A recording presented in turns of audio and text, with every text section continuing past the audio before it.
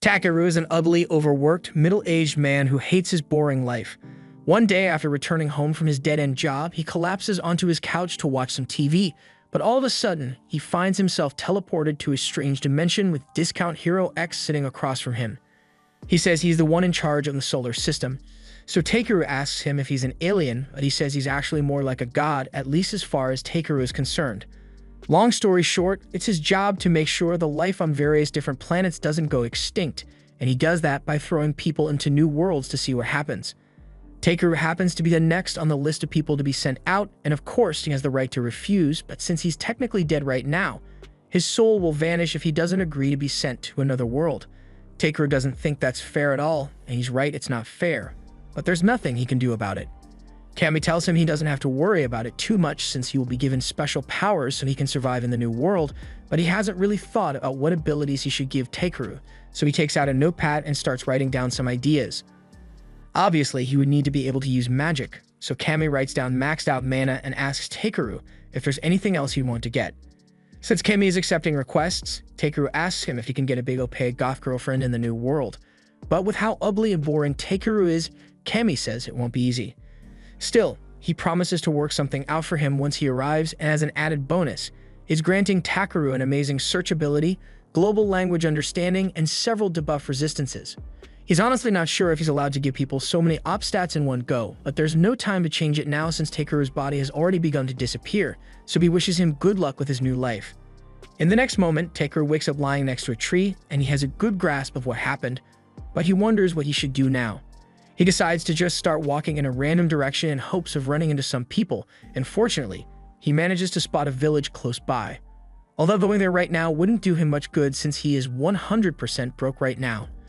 Just then, he remembers that Kami said he'd be getting a search skill to help him gather material, and that sounds like a good way to earn money, so he holds out his stick and shouts for the search magic to activate, but nothing happens. He then starts freaking out because if he can't figure out how to use his ability, then he's going to starve sooner or later. He starts writing out possible trigger words in the ground, and he eventually comes up with the idea to just say the word search, and that seems to do the trick. Purple icons pop up next to all the harvestable items in the area, and if he says the word scan next to one, it shows a detailed description of what it is. This particular flower happens to be B rank, and he's not sure what that means, but it must be good, so he decides to gather as many plants as he can from this area. After a few minutes of gathering, Takeru has gotten a few pieces of everything this area of the forest has to offer, but most of the plants turn out to be E rank, so he's not sure if doing this was worth the effort. Just then, he notices a pretty rock nearby, and he wonders if it's valuable enough to sell, but when he picks it up, his scan tells him it's just a big piece of anterior poop, which is gross, but the poop is C rank for some reason, so he can't complain. He has gathered up enough resources for the day, so he decides that it's time to head over to the village and see how much money he can get from selling these. By nightfall, Takeru eventually arrives at the village gates where he meets one of the guards, and I can't tell if Takeru is really tall or if the guard is just really short. The guard's name is Marlowe, and he is surprised to hear that Takeru is a gatherer because it's rare to see people like him around here. Marlowe assumes he must be here to sell some materials, so he opens the gate and tells Takeru to head to the village's general store. Takeru eventually arrives at the general store, and there he meets the store owner behind the front desk. He asks the man if he is willing to buy some stuff from him, and as he says this, he pulls the poop rock out of his bag. The owner is amazed when he sees the rock because it's an amazing find, so he offers to pay 5 gold coins for it. Takeru is glad to hear that he can sell the rock, but he's not sure what 5 gold coins are really worth here, so he asks the owner for a little explanation. The owner tells him that if he wanted to stay at an inn, he'd have to pay around 500 raves, and 5 gold coins are worth 5,000 raves total, so this poop rock is actually pretty valuable. The owner asks Takeru if he has any more goods to offer, so he empties his bag, and the owner can't believe all the exotic plants he managed to gather. He asks why Takeru bothered coming to a remote village like this if he had this many valuable items, so he explains that he just picked these up during his journey here. The old man understands, and now that he has an idea of Takeru's skills, he says he has a favorite ask. Takeru didn't come here expecting to receive a side quest, but he says he's willing to help depending on the difficulty of the request. So the owner explains that he wants Takeru to get some mithril ore from the eastern mountains. That sounds like a lot of work, but the owner says he's willing to pay 360 gold coins for it, so Takeru accepts the mission. However, the owner then turns serious and mentions that there are monsters out in those mountains, and hearing that makes Takeru really nervous, so he is going to need to be careful. That night, Takeru rents out a room at the village inn, and he is glad he finally gets a chance to relax. The only thing that'd make this better is if he could get a bath, but he's not sure where to find one. Just then, one of the housekeepers knocks on the door and comes in with a bowl of hot water.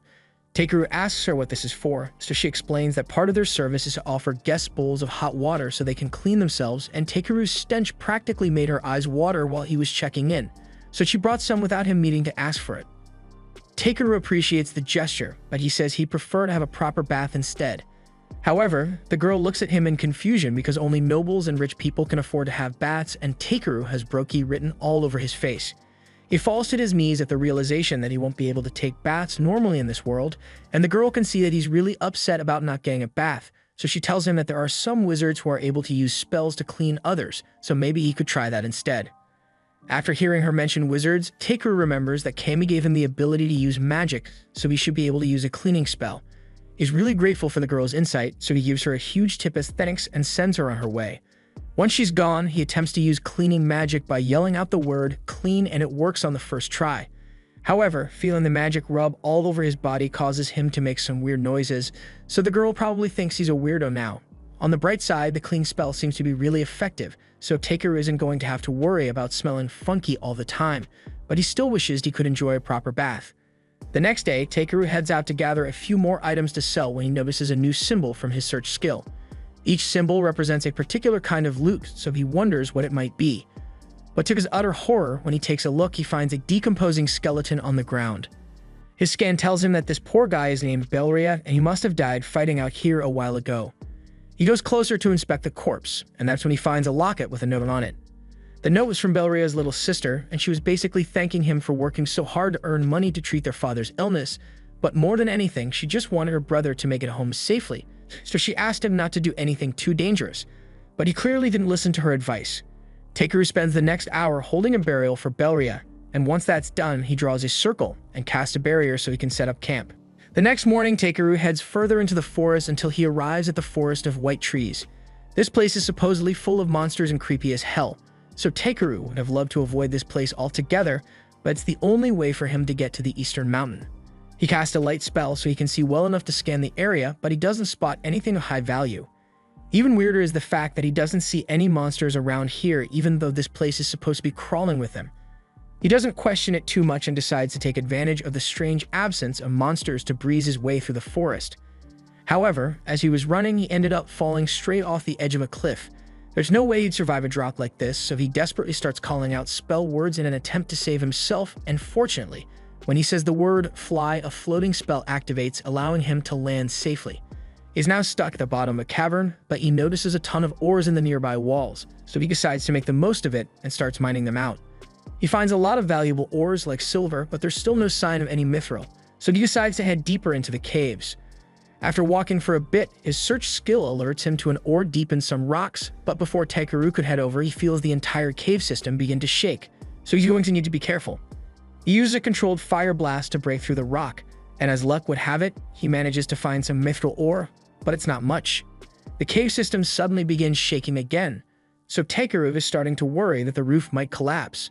The smart thing to do right now would be to head home for the day and come back when you know it's safe, but just like a fanatic cage diver, he decides to keep going deeper anyway. He eventually comes across an opening which leads him to a beautiful aquifer, and he is really excited because the water looks so dazzling. He uses his ability to scan it, and to his surprise, he discovered that this is S-rank ancient dragon magical water. This is the most valuable thing he has ever found, but that ancient dragon part does concern him a little since he wouldn't want to have to deal with one of those.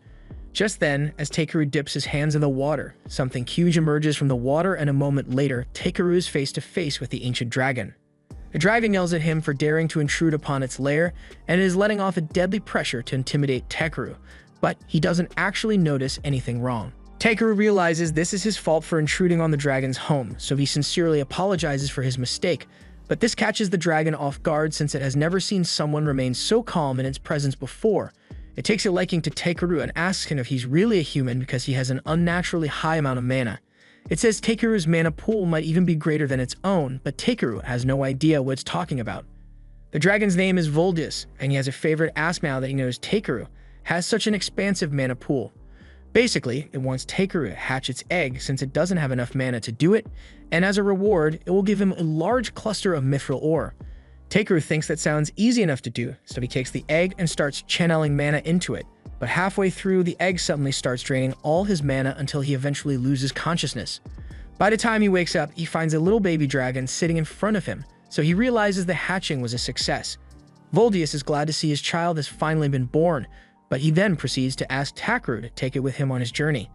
Takeru asks if he's sure about this since he thought Voldius would want to spend time with his kid, but Voldius says Takeru is far stronger than him, so his child would be better off with him. And now that Voldius has some milk to buy at the bottom of his lake, so he submerges himself and leaves Takeru to take care of Bee. Takeru and Bee eventually make it out of the cave, but it's almost dark out and it'll be difficult for them to travel through the forest once it's nighttime. He decides that the best course of action is to hunker down for the night and continue traveling tomorrow, so he tells Bee to get ready to set up camp. First, he reaches into his storage bag and fetches some of the magic water that he got from the cave for Bee. The magic water is apparently essential for the growth of a young dragon, so it's a good thing he got so much of it. After Bee is done with her first cup, she asks Takeru for some more, but when he brings another cup of water, instead of taking it, she pushes it towards Takeru, encouraging him to drink it instead. Takeru isn't particularly thrilled by the idea of drinking water a dragon has been skinny dipping in for centuries, but he doesn't want to say no to Bee, so he downs the glass, and it actually doesn't taste that bad. It's now time for Takeru to set up camp, so he sets down a few magic stones to create a protective barrier. Technically, in this world, magic stones are supposed to be an insanely valuable commodity, but he's able to casually make them by just thinking about a spell really hard and pouring magic into his hand. This one, for instance, is a heating magic stone, and Takeru plans to use it to prepare tonight's dinner, so he sets it up in the fireplace and starts cooking. He's making some grilled steak and meat stew to go alongside it. This has always been his favorite dish, and it looks like Bee wants to have a taste as well because she's practically drooling all over herself at this point. Takeru isn't sure if it's alright for a baby dragon to eat real food when it was born like 2 hours ago, but he gives her a bowl anyway, and Bee promptly burns her lips because she had no idea the soup was so hot. Takeru blows on it a little to help cool it down and hands it back to Bee so she can give it a proper taste, and she absolutely loves the stew. Takeru is glad to see that Bee liked his cooking so much, but he wonders how she feels about having to leave Voldius behind. Bee stares at Takeru with a confused expression on her face because why would she miss Voldius when she's got Takeru right here? While Bee is hugging him, he uses his appraisal skill on her, and he is surprised to see that Bee is already B rank even though she's still so little and cute. She also has a bunch of strong-sounding gifts like Limitless Evolution, so she's bound to become stronger than him eventually, but he wants to make it clear that she's absolutely forbidden from doing anything that'd be too reckless. Which is good advice in principle, but Bee wasn't listening at all. The next morning, Takeru climbs back up the cliff, and when he gets to the top, he's surprised to see that the forest seems totally normal now. He wonders what could have caused such a drastic change overnight, but it's not his job to figure things like this out, so he decides to just let it go. Since he's here anyway, he figures he might as well do some gathering, so he uses his search ability to scan for any C-rank ingredients nearby, but just as he's about to start picking them up, Bee comes flying over to him in a panic because there's something scary in the forest. Takeru switches the target of his scan to any hostile monsters in the area, and sure enough, he locates half a dozen hostiles closing in on them. He may not enjoy fighting, but he's more than capable of dealing with a few monsters on his own. All of a sudden, a rock griffin appears behind him, but compared to Voldius, this barely seems like an inconvenience, and if anything, he can't wait to taste the bird's juicy meat once he kills it. He casts his shield to protect himself and then conjures up 3 ice needles before shooting them at the monster and taking it down in one fell swoop. He then turns to face the horde of wolves that's closing in on him and to deal with them. He casts some enhancement magic on himself to boost his movement speed and jumps into the air to evade the wolves' initial attack. He then casts hardening on his hands and feet and caves one skull in on his way down with an axe kick. Afterwards, he takes the remaining wolves out one after another, and by the time he's done, he's got a lot of meat to collect for his next meal. He's happy with the haul he got from that battle, but when he looks up, he realizes there are still a ton of monsters out there, and if he tries fighting them all, he's going to be stuck in this forest for weeks. He wishes there was a way he could just avoid dealing with them altogether. And as he says this, Bee grabs onto the back of his jacket and starts trying to pull him into the air. Takeru wasn't expecting this to work since Bee is so much smaller than him. But as it turns out, she's actually pretty strong, so she manages to lift him into the air. However, at this rate, it'll take them 4 to 5 business days to get out of this forest. So Takeru decides to help out by casting weight reduction magic on himself. The second he does that, he and Bee shoot straight into the air, but Bee isn't exactly a trustworthy pilot. So midway through the flight, she accidentally lets go of Tegru, and he is sent hurtling straight for the ground. Somehow, he managed to survive that devastating fall, and on the bright side, he managed to make it out of the white forest in a matter of minutes, so the mild hip fracture was definitely worth it. They are pretty close to the village, but Tegru doesn't want to risk flying on B, so he decides to just walk instead. Along the way, B starts pointing towards the stick in Tegru's hand, asking what it is. He tells her that it's apparently a branch of the Yggdrasil tree, and it was just sitting in the bag that God gave him, so he decides to just take it out and point it at stuff to see what happens. B seems to understand something about the stick, so she breathes out a cloud of magic onto it, awakening the stick's true form. Tegru has no idea how or why that worked, but before he can figure it out, he suddenly hears a loud growling noise coming from the forest, so he immediately gets himself ready for a fight. Just then, B flies off into the forest by herself, so Tegru is forced to chase after her until they eventually find an elf girl propped up against a tree. Tegru rushes over to aid her since he's worried that she might have been injured by a monster, but the girl tells him she's not hurt, she's just really hungry. She hasn't had anything to eat or drink for 3 days now, and she's on the verge of starving to death, so she begs Tegru to spare her some rations. He can't just leave her like this, so he reaches into his bag and gives her some water, as well as the lunch he packed for himself earlier. The girl's eyes light up the second she sees the food, and she wastes no time scarfing it all down in a matter of seconds. But now that she's no longer starving, Tegru has a few questions for her. For one, he wonders how the hell she has been starving out here for 3 days when the nearest town is barely a day's walk away. The girl admits that she was in a hurry and got lost on her way out here.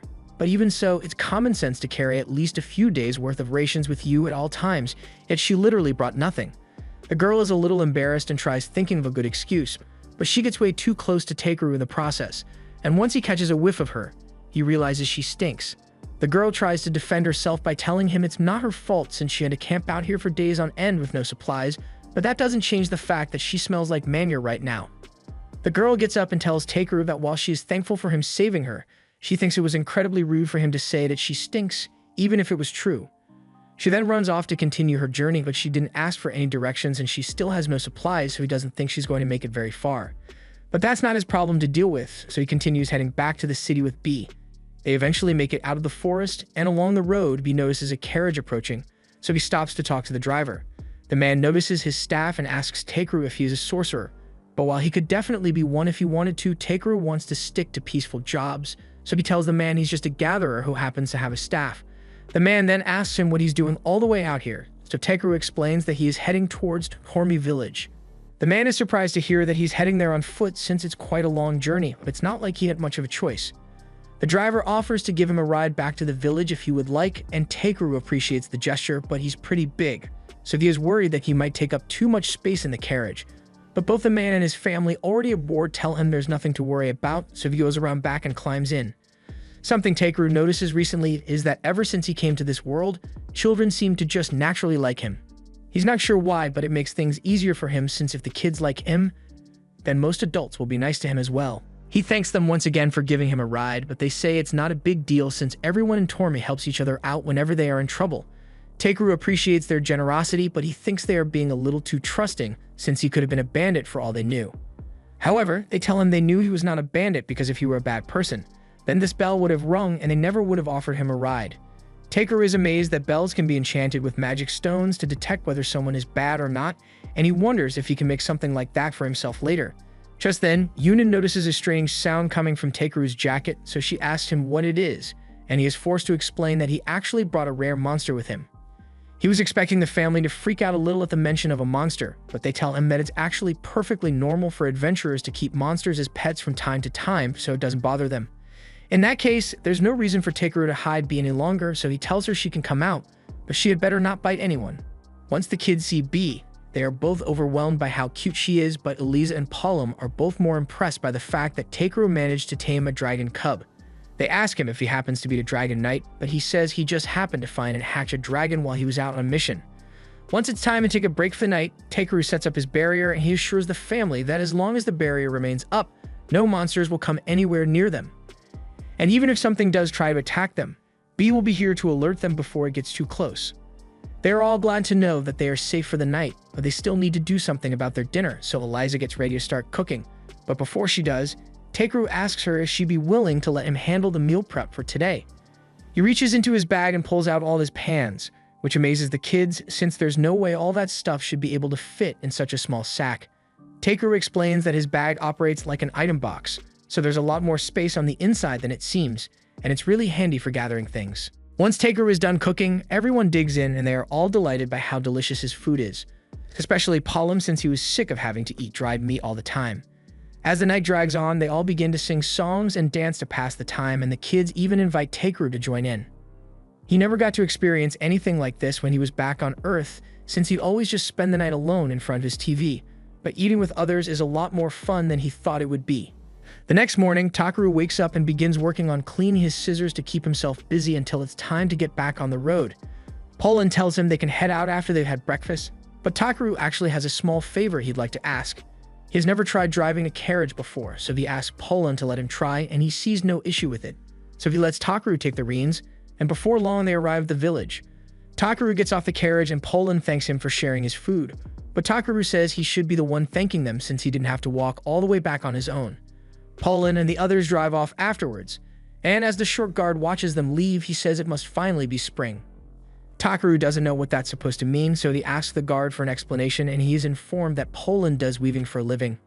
He frequently travels to warmer regions for work, and the journey is always difficult for him and his family.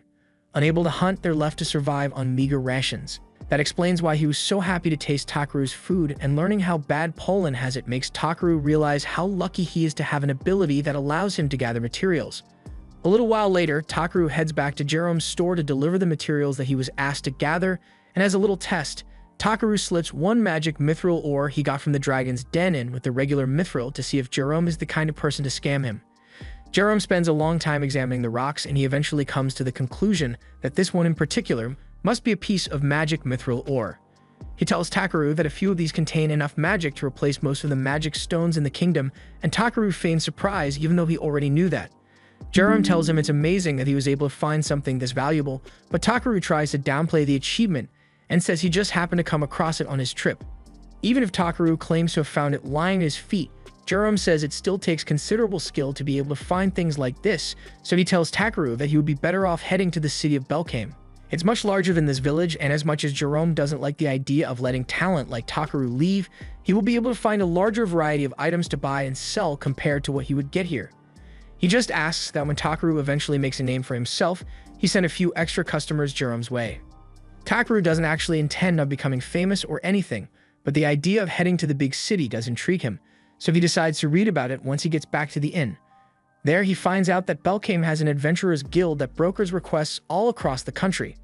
The adventurers themselves are divided into combat, support, and various other roles, and since Takeru is in another world, he wants to try out adventuring and traveling the world for a while. He decides that he is going to go join the guild in Belkame, but before that, there are still a few things he needs to do in Tormy. He heads into town and first finds someone to process all the monsters he caught. And while he's waiting for that to be done, he spends the night partying with the villagers and enjoying a feast. The next morning, Takeru heads back to the butcher, and now that all of the monster parts have been processed, he has enough food and seasoning stock to last for the duration of his journey. The woman tells him it's going to be lonely around here without Takeru around, and a lot of the other villagers have been saying they want him to stay a little longer as well.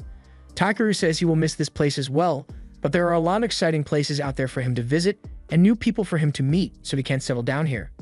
The woman understands, so she says she won't push the matter any further, but before Takeru leaves, she wants to give him something extra.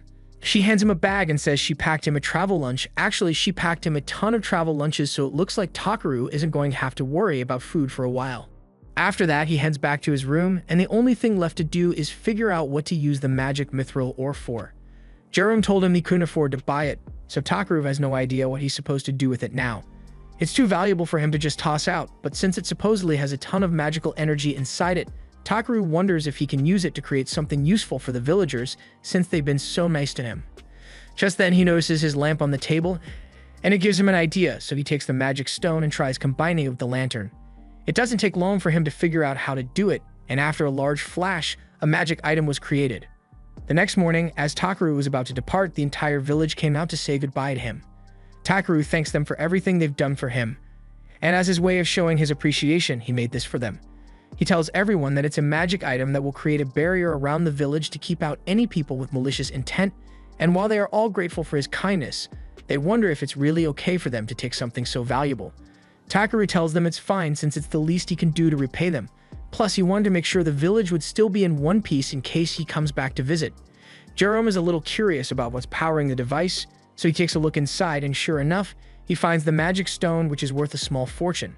He's about to say that they really can't accept a gift that's so expensive, but Takaru already ran out of the gate while he was talking, so there's no way he can return it now. While Takaru is walking on his way to Belkame, he takes a moment to enjoy the peaceful scenery. However, that peace doesn't last long because he soon encounters a random giant crab in the middle of the road. After the initial shock wears off, Takaru takes a look at the crab's stat and everything is pretty unremarkable. But as soon as Takaru sees that the crab is edible, he decides that he and B will be having seafood for dinner today. Takaru casts enhancement magic on himself in preparation for the fight. Before he could actually do anything, B suddenly flies ahead and hits the crab with a sonic scream that knocks it out cold. Takaru is impressed since he had no idea that B could do something like that, but the battle isn't over yet because two more crabs suddenly show up. Takaru thinks he's safe in the middle of the road since crabs can only move sideways, but he was horribly wrong since these crabs are able to move forward really fast. They both have him surrounded, so Takaru is about to be smushed, but before the crabs close in, B pulls Takaru into the air, causing them to smash into one another instead. Takaru thanks B for her quick thinking, but the fight still isn't over yet because the first crab just regained consciousness, and it mindlessly charges at Takaru, so he summons his staff and smacks the crab straight into the air, finally killing it. Now that all the crabs have been defeated, it's time for Takaru to start preparing them. So first, he uses hardening on his arm to turn it into a makeshift knife, and then he gets to work cutting off all the claws and legs. A few minutes later, he has prepared all the limbs for boiling, so he pulls out a giant pot and puts them all in. Don't ask where he got the giant pot though. He adds water and a bunch of salt, and after boiling for a few hours, the crab meat is finally ready, so he and B dig in. They both absolutely love the flavor of the crab meat, so from now on, Takaru plans to take down and eat as many monsters as possible so he can try all sorts of delicious meals. A few days later, Takaru and B arrive at the gates of the city of Belkame, and he is amazed by how magnificent the fortress walls are. He notices that there's a long line at the gate where inspections are being done, so he walks over to join the queue. But before it gets to his turn, he decides to disguise his magic bag since it would be bad if the guards found out he has infinite storage. Once it's Takaru's turn, he gets called into a separate room to meet with the guards, and while one goes through his belongings, the other asks him what business he has in Belkame. Takaru explains that he came here because he's interested in signing up at the Adventurers Guild, and the male guard can understand why since Belkame has the largest guild on the continent. He doesn't think Takaru is suspicious, but he still needs to do his job, so he tells him he's going to check him with avarice. Takaru has never heard of this avarice before, so he asks the guard what it does, and he explains that it basically lets them check if a person is suspicious or not. Takaru doesn't mind since it's either this or a full cavity search, so the guard uses the device to scan him, and after a few seconds, he says there's nothing out of the ordinary. Takaru is kind of curious about what the guard saw, so he uses his ability to scan the magic device, and he sees the stat window which showed the guard. It basically just says Takaru can use magic, and he's relieved that the laundry list of abilities that the god gave him don't show up on normal scans. The guards tell him he's good to go, but he does have one more question before Takaru leaves. It's not a big deal, but he's wondering why Takaru has the blessing of the dragons on his stat screen. Takaru explains that it's probably because of his pet, so he tells B to come out, and both guards are in awe of how cute she is. There are no rules against having pet dragons here, so Takaru is allowed to take B inside, but the guard tells him he's going to have to put some sort of tag on B as proof of ownership in case anything happens in the city. Takaru isn't sure what to use since he didn't bring a collar with him, but then he remembers that Poland's kids gave him a lucky charm a few days ago, so he takes it out of his bag and slides it onto B's tail. The guard says that's good enough, so now all that's left is to file a report telling the mayor that a dragon has entered the city, but Takaru doesn't have to worry about that. They return his bag and tell him that if he wants to get to the Adventurers Guild, then he can get there by going straight along the main road. As Takaru takes his first steps into the city, it is even more amazing than he thought it would be. Just then, B points to a big building at the end of the street, and that must be the Adventurers Guild, so he heads inside and takes a look around. A few moments later, a woman named Europa approaches Takaru, and she welcomes him to the Adventurers Guild. They are always happy to get new registrations, so she leads him over to the reception desk where Takaru is introduced to the receptionist Ariana. She asks him to fill out his name and current job on the form, and that sounds simple enough, but now that Takaru thinks about it, he doesn't know why he is able to understand this world's language at all. After filling out the form, Ariana asks Takaru if he has any combat experience, and Takaru informs her that he has taken out a griffin, a bunch of wolves, and a couple of crabs as well. That all sounds very impressive, but Ariana kind of thinks Takaru is making it up, so she asks if he has any proof of his kills. He says he does have proof, but it's pretty big, so he asks her if it's really alright for him to bring it out right here. Ariana doesn't think it will be that bad, so she tells Takaru to go ahead, but to her shock, he pulls out a giant crab and drops it right on her desk.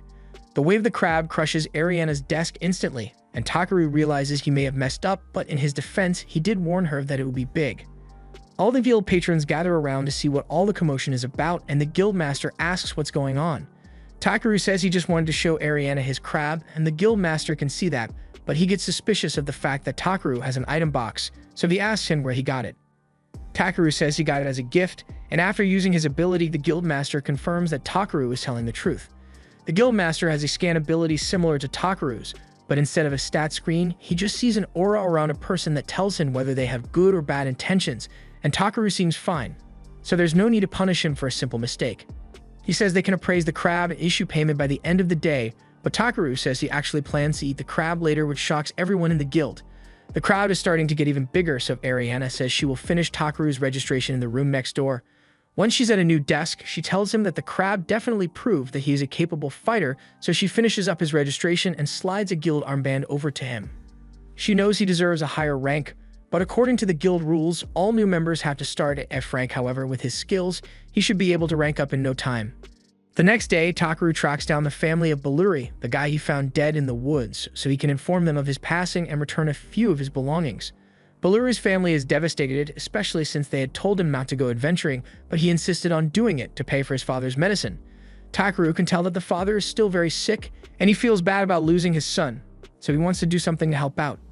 Afterwards, he heads to the guild to sell a bunch of herbs, and the clerk is thrilled by how large all the mushrooms and leaves are.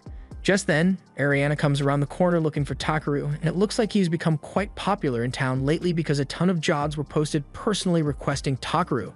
Takaru is happy to hear that people think so highly of him, but he doesn't have enough time to take on all of these jobs, so he tells her he will just take a few for now. After that, Takaru heads to the bathhouse to take a long and relaxing soak, and a few moments later, Clay walks in as well and takes a spot right next to Takaru. Takaru is surprised to see him here since he usually doesn't show up at this time, but he says it looks like it's going to rain soon, so he wanted to get a quick bath beforehand. Anyway, since Takaru is here, Clay asks him if he knows how to use healing magic since there are rumors going around that he healed a sick man in the slums for free a little while ago. Takaru admits that it's true, and Clay is surprised to hear that since most healers charge a huge fee. Now that Takaru thinks about it, he worries that the healers who charge money might resent him for undercutting their market, but the fact that that's Takaru's only concern here makes Clay laugh. He encourages Takaru to take the rank assessment test so he can rank up, but he says he doesn't really want to since he's happy with the way things are right now. Clay can tell that Takaru is a chill guy, but he warns him that he will eventually draw unwanted attention acting like that, so as he leaves, he encourages Takaru to learn a little more about the way the world works. Later on, Takaru delivers another set of herbs at the guild, and the clerk thanks him for his hard work, but he really wishes Takaru would consider ranking up since a high rank would be easy for him to attain. Takaru once again says he is happy where he is and he doesn't intend on advancing any higher than F rank. Just then, the huge commotion breaks out in the guild because a horde of goblins has been spotted near the city. The guild master immediately sends out an order for all D rank and above adventurers to prepare for battle.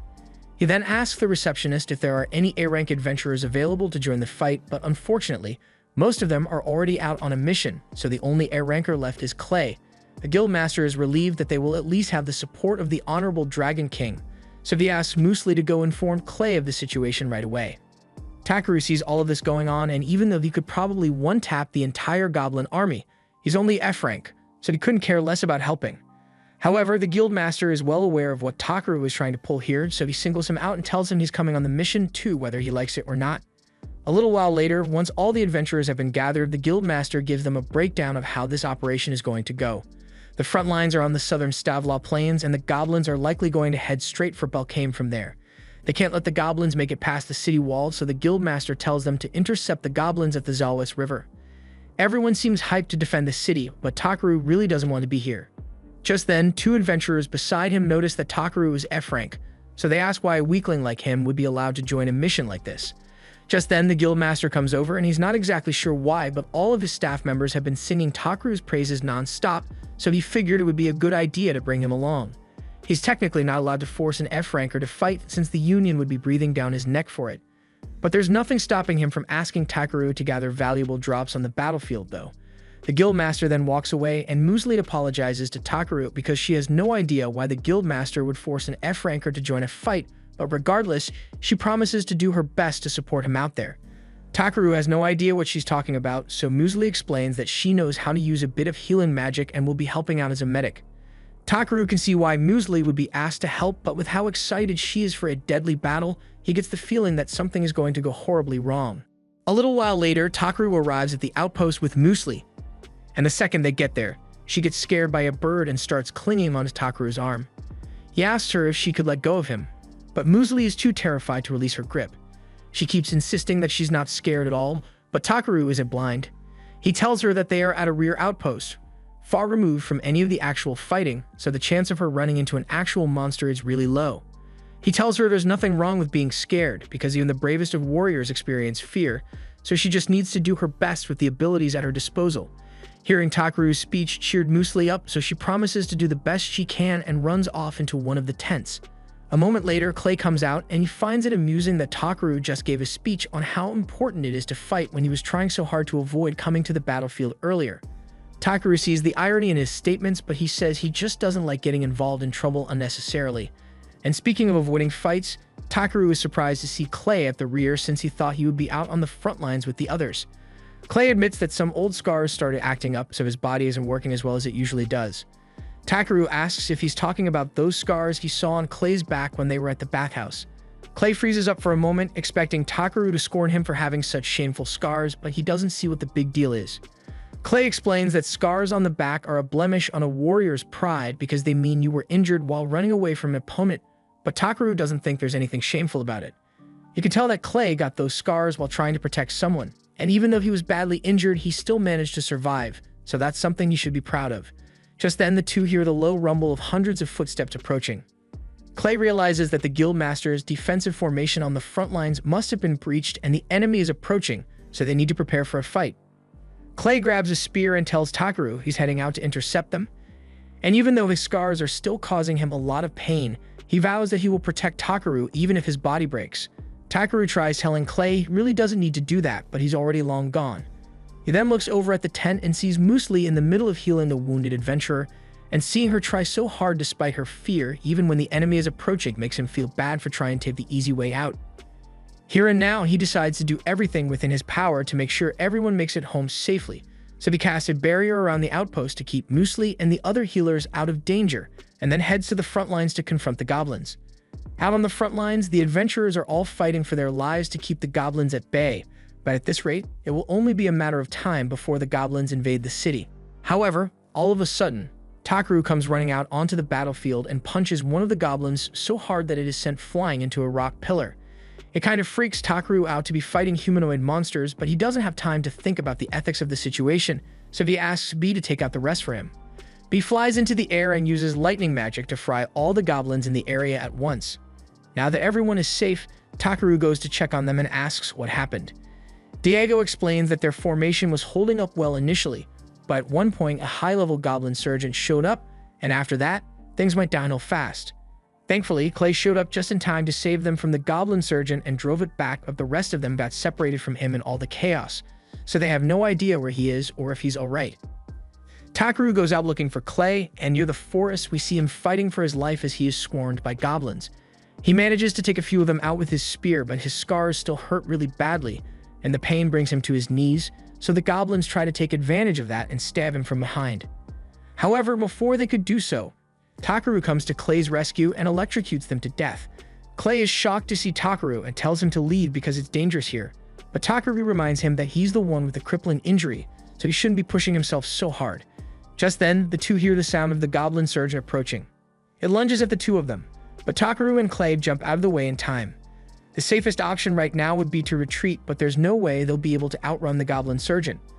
Despite the incredible amount of pain he is feeling right now, Clay takes a battle stance and says he will hold the goblin off long enough for Takaru to run away because no matter what, he refuses to let his friend die in a place like this.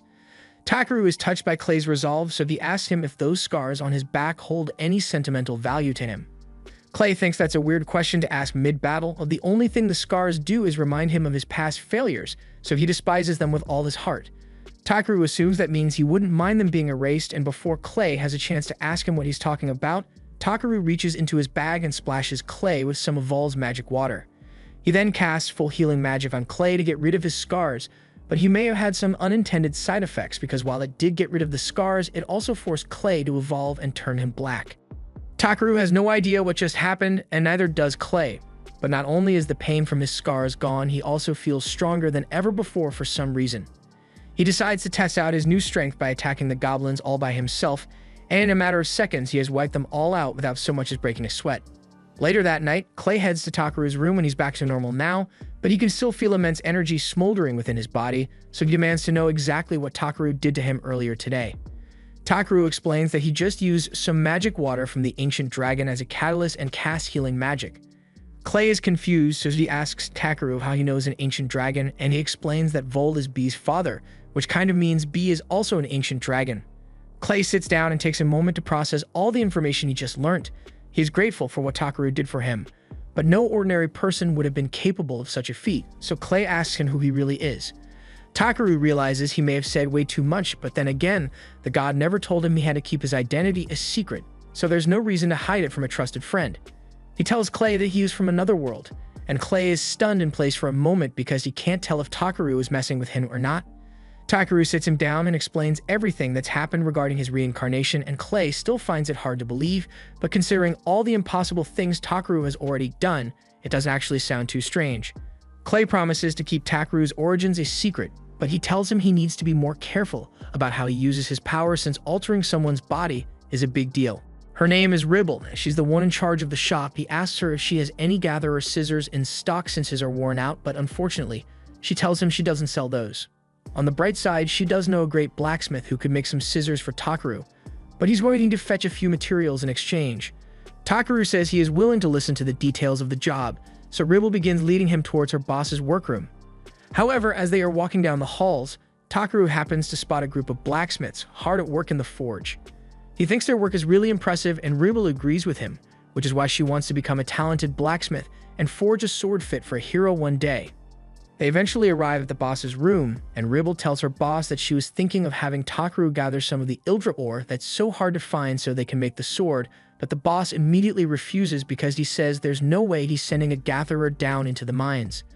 Ribble tells him he could at least give it a try, and the two start arguing over it, but Takaru has no idea what Ildra ore even is. The boss says the reason he doesn't want to send a gatherer down to the mines is that it's always crawling with monsters, and there have been rumors lately that there are demons down there as well, so he can in good faith send Takaru down to face those creatures. Ribble admits that there has been a recent drop in people going to the mines, but the boss guesses she didn't tell Takaru about that part. He tells her that a smith who is willing to risk other people's lives for personal gain has no business holding a hammer, and Ribble realizes she was wrong, so she apologizes to Takaru and tells him he can forget about the whole thing. However, he still seems pretty interested despite the dangers involved, so he asks if Ildra ore is really the only ore suitable for making their sword. Ribble confirms it, so Takaru offers to gather the ore from the mine in exchange for having a special pair of scissors forged. The boss asks Takaru if he was paying attention when they mentioned that there were monsters down there, but he says he can handle anything that's down there, so they don't need to worry about him. As proof, he pulls out one of the crab claws he still carries around with him. And this is a monster that even B-rank adventurers would struggle with, so the boss realizes that Takaru might actually be able to handle it. Takaru sets out immediately for the Ryuhai mines, and along the way, the others in the carriage start talking about how strange it is that all the poisonous herbs around in the area disappeared overnight. Takaru gets concerned because he thinks it might be his fault for overdoing it with the gathering, but he dismisses the idea immediately after. A little while later, the carriage drops him off, and he realizes he is near a horse farm, so he goes to take a look inside. There he happens to spot that elf girl from before, and she seems to be having an argument with the farm owner because she asked for a white horse that can gallop across the sky, but the farmer is showing her a giant raven instead. The farmer tells her that around here a horse is more of a category than a name, so anything that can carry cargo is classified as a horse, whether it is actually a horse or just a raven. The elf realizes this is her fault for not being more specific about her request, so she apologizes for making such a fuss about it. The farmer tells her it's not a big deal, but if what she's looking for is a white Pegasus, he tells her she'd have better luck searching in the Dwarven Kingdom, so she decides to start heading there immediately with no preparation. Takaru continues his journey, and as he is passing through the forest, he realizes that there are a bunch of valuable ingredients all over the place. He even found a patch of moonmag grass, so he spends the next few minutes gathering some.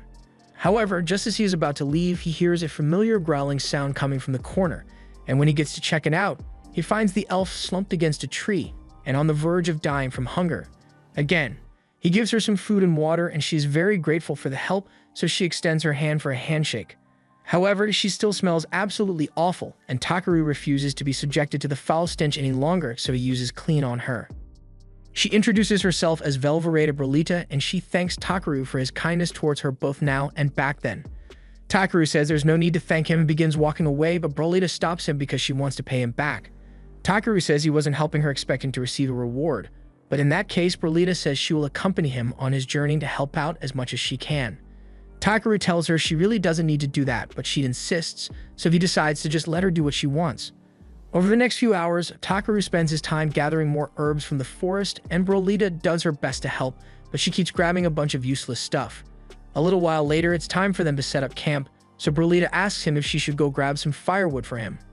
Takaru says he doesn't need her since he already has fire magic stones to use instead. However, Brolita tells him that it's important to leave traces of a campfire on paths like this since it will show other travelers that this is a safe place to camp. Takaru realizes she has a good point, so Brolita heads off into the woods, and a little while later, she returns with a massive log over her shoulder. Takaru tells her they can't use something this big as firewood, but Brolita says she's not done yet.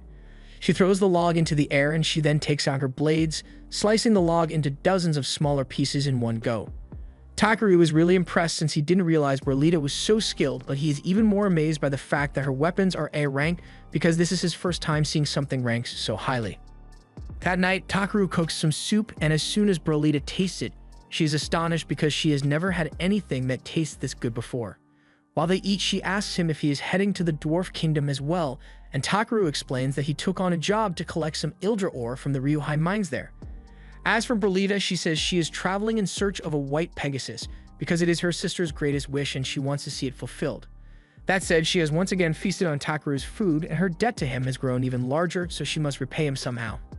In that case, Takaru asks if he can hire her as his bodyguard because there are a lot of things about adventuring that he still isn't familiar with. She tells him she would be happy to act as his bodyguard, and for the first time, Takaru notices that when she isn't nearly starving herself to death, Brolita actually looks really nice. However, that night, he barely gets any sleep because Bee and Brolita snore way too loudly. The next day, they continue their journey until they can see the Dwarven Kingdom from across the river. And once they arrive, they immediately head to a tavern to get themselves some local food. They are served some meat wrapped in jupes, a Dwarven specialty, and as soon as Takaru tries it, he absolutely loves the flavor. Brolita says this is just as good as her friend told her it would be, and Takaru asks what kind of friend she is referring to, so she tells him it was a lizardman she knows. He says that's a coincidence because he also happens to know a lizardman. In fact, that lizardman has been sitting right behind him this entire time. Takaru is surprised to see Clay here, and Clay asks why Takaru left town without even giving him a heads up beforehand. He explains the whole situation to Clay, and Clay understands the situation, but Takaru's rank is still too low to officially accept a job like gathering Ildra ore from the mines, so he won't be able to report this to the guild for evaluation. He asks Takaru if he's at least getting a good reward out of it, and he explains that Groose has agreed to make him an amazing set of scissors in exchange for the ores. Clay doesn't know what to say because that's nowhere near a fair trade-off, but Takaru insists that a good pair of scissors is essential for a gatherer. If Takaru is really okay with only receiving a pair of scissors, then Clay has no reason to try and convince him otherwise, but he says he would like to accompany Takaru on his mission. He was planning on heading into the city soon anyway so he could get his spear repaired, so he tells Takaru to think of it as a minor detour. And before Takaru could refuse the offer, Brolita suddenly spoke up and said Clay could become Takaru's bodyguard as well, so it looks like he's going to be stuck with them for a while. The next morning, they all head to the entrance of the city of Vosrol, and there's a long line outside, so it looks like it's going to take a while for them to get in. However, Takaru then notices Clay talking with the guards over there, and a few minutes later, they are allowed to skip the entire line and head right in since Clay is so well known. Once they are inside, the guard tells Clay that the king is requesting an audience with him, and now Takaru is surprised because he had no idea Clay knew the king of the Dwarven Kingdom. Clay says it's a long story, but the guard says it's actually pretty simple. Clay once saved them from the Thunder King Zengam, and ever since he has been revered as a hero. However, Clay explains that he didn't actually do anything. The dwarves are people who are skilled when it comes to crafting weapons, but they couldn't wield those same weapons to protect themselves, so they often ended up being forced into servitude by a demon. Then one day, Clay happened to be walking by, and as soon as the demon spotted him, it immediately ran away because it didn't want to fight, which is why the dwarves see him as their hero. They even created a statue in his honor, but they apparently aren't very good at sculpting because it looks more like a T-Rex than Clay. A little while later, Clay and the others head to the castle to meet King Zeph, and Clay immediately demands to know whose idea it was to make a statue of him that looks like that, and Zeph jokingly says he just thought it would look cool that way. Takaru can tell that Clay and Zeph seem to be really close, but he needs to interrupt their banter because he has a letter of introduction he needs to give the king. It's from Grusas, and it is basically asking for permission for Takaru to head into the mines. The king says he normally wouldn't have a problem with it, but a few months ago the mine became a den for countless demons, so he is worried about Takaru's safety. He asks him if he's sure he still wants to go in despite knowing the risks involved, and Takaru confirms it. So the king tells him that he and his friends have permission to go in and uncover the truth behind the demon infestation. Clay immediately says he understands, but Takaru is left speechless because investigating demons wasn't meant to be on his agenda today. They eventually head to the entrance of the mine, and the local guild's head receptionist opens the gate to let them in. Takaru creates a light spell to illuminate the area, but from what he can see, there aren't many ores out here, so he asks the guide if they can go a little deeper. The guide agrees, but all of a sudden, B senses something approaching, so Takaru uses his scan ability and realizes that they are being attacked by two giant spiders. Clay steps up and uses his spear to stab the first one through the mouth, and while he does that, Takaru uses magic to stun the second one in place, buying enough time for Brolita to slice it to pieces, so the spider problem has been dealt with. The further into the mine they head, the stronger the magical energy feels, and Takaru is starting to notice traces of Ildra ore in the walls, but they aren't big enough for what he needs. Just then, he notices something buried deep in the wall, so he launches some explosion magic at it, exposing a massive ore vein of Idrite. It's not Ildra ore, but it is even more rare and valuable, so the guide tells him that this is an amazing find. However, just then, V warns Takaru that something is approaching, and the guide's eyes go white as he realizes it is a demon. After getting a good look at it, Takaru tells everyone to stand back because he intends to handle this one by himself. But not because he hates demons or anything, it's because the demon in question happens to be a crab and he and B can't wait to eat it. Takaru asks B to provide some cover fire while he rushes in to attack, but he reminds B not to use any fire or lightning attacks since they wouldn't want to destroy any of the juicy crab meat. B uses a sonic scream to disorient the crab while Takaru runs up and bashes it over the head with his staff. However, this one is much more durable than the others he's dealt with in the past, so he gets smacked across the face, but he's not giving up yet. The crab tries to stomp on him, but Takaru manages to roll out of the way in time, and B uses the opportunity to freeze the crab's leg in place. This gives Takaru an idea, so he forms several ice needles and launches them all at the crab, freezing it solid. Brolite is amazed by how easily Takaru was able to defeat the crab monster, but Clay, on the other hand, is furious and asks why Takaru chose to fight that thing on his own. Takaru says he just got a little carried away and he didn't want Clay or Brolite helping because he was worried that if they used their dirty weapons to attack it, the crab meat would end up being ruined.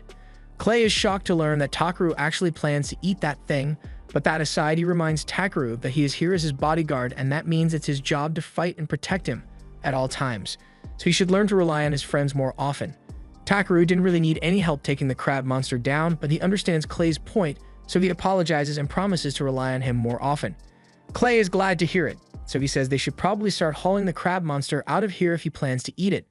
A little while later, Takaru and the others have moved the crab's body and are currently busy mining. They've already gathered all the gems in the area, but Takaru says there's a good chance they might hit an even larger vein if they dig a little deeper.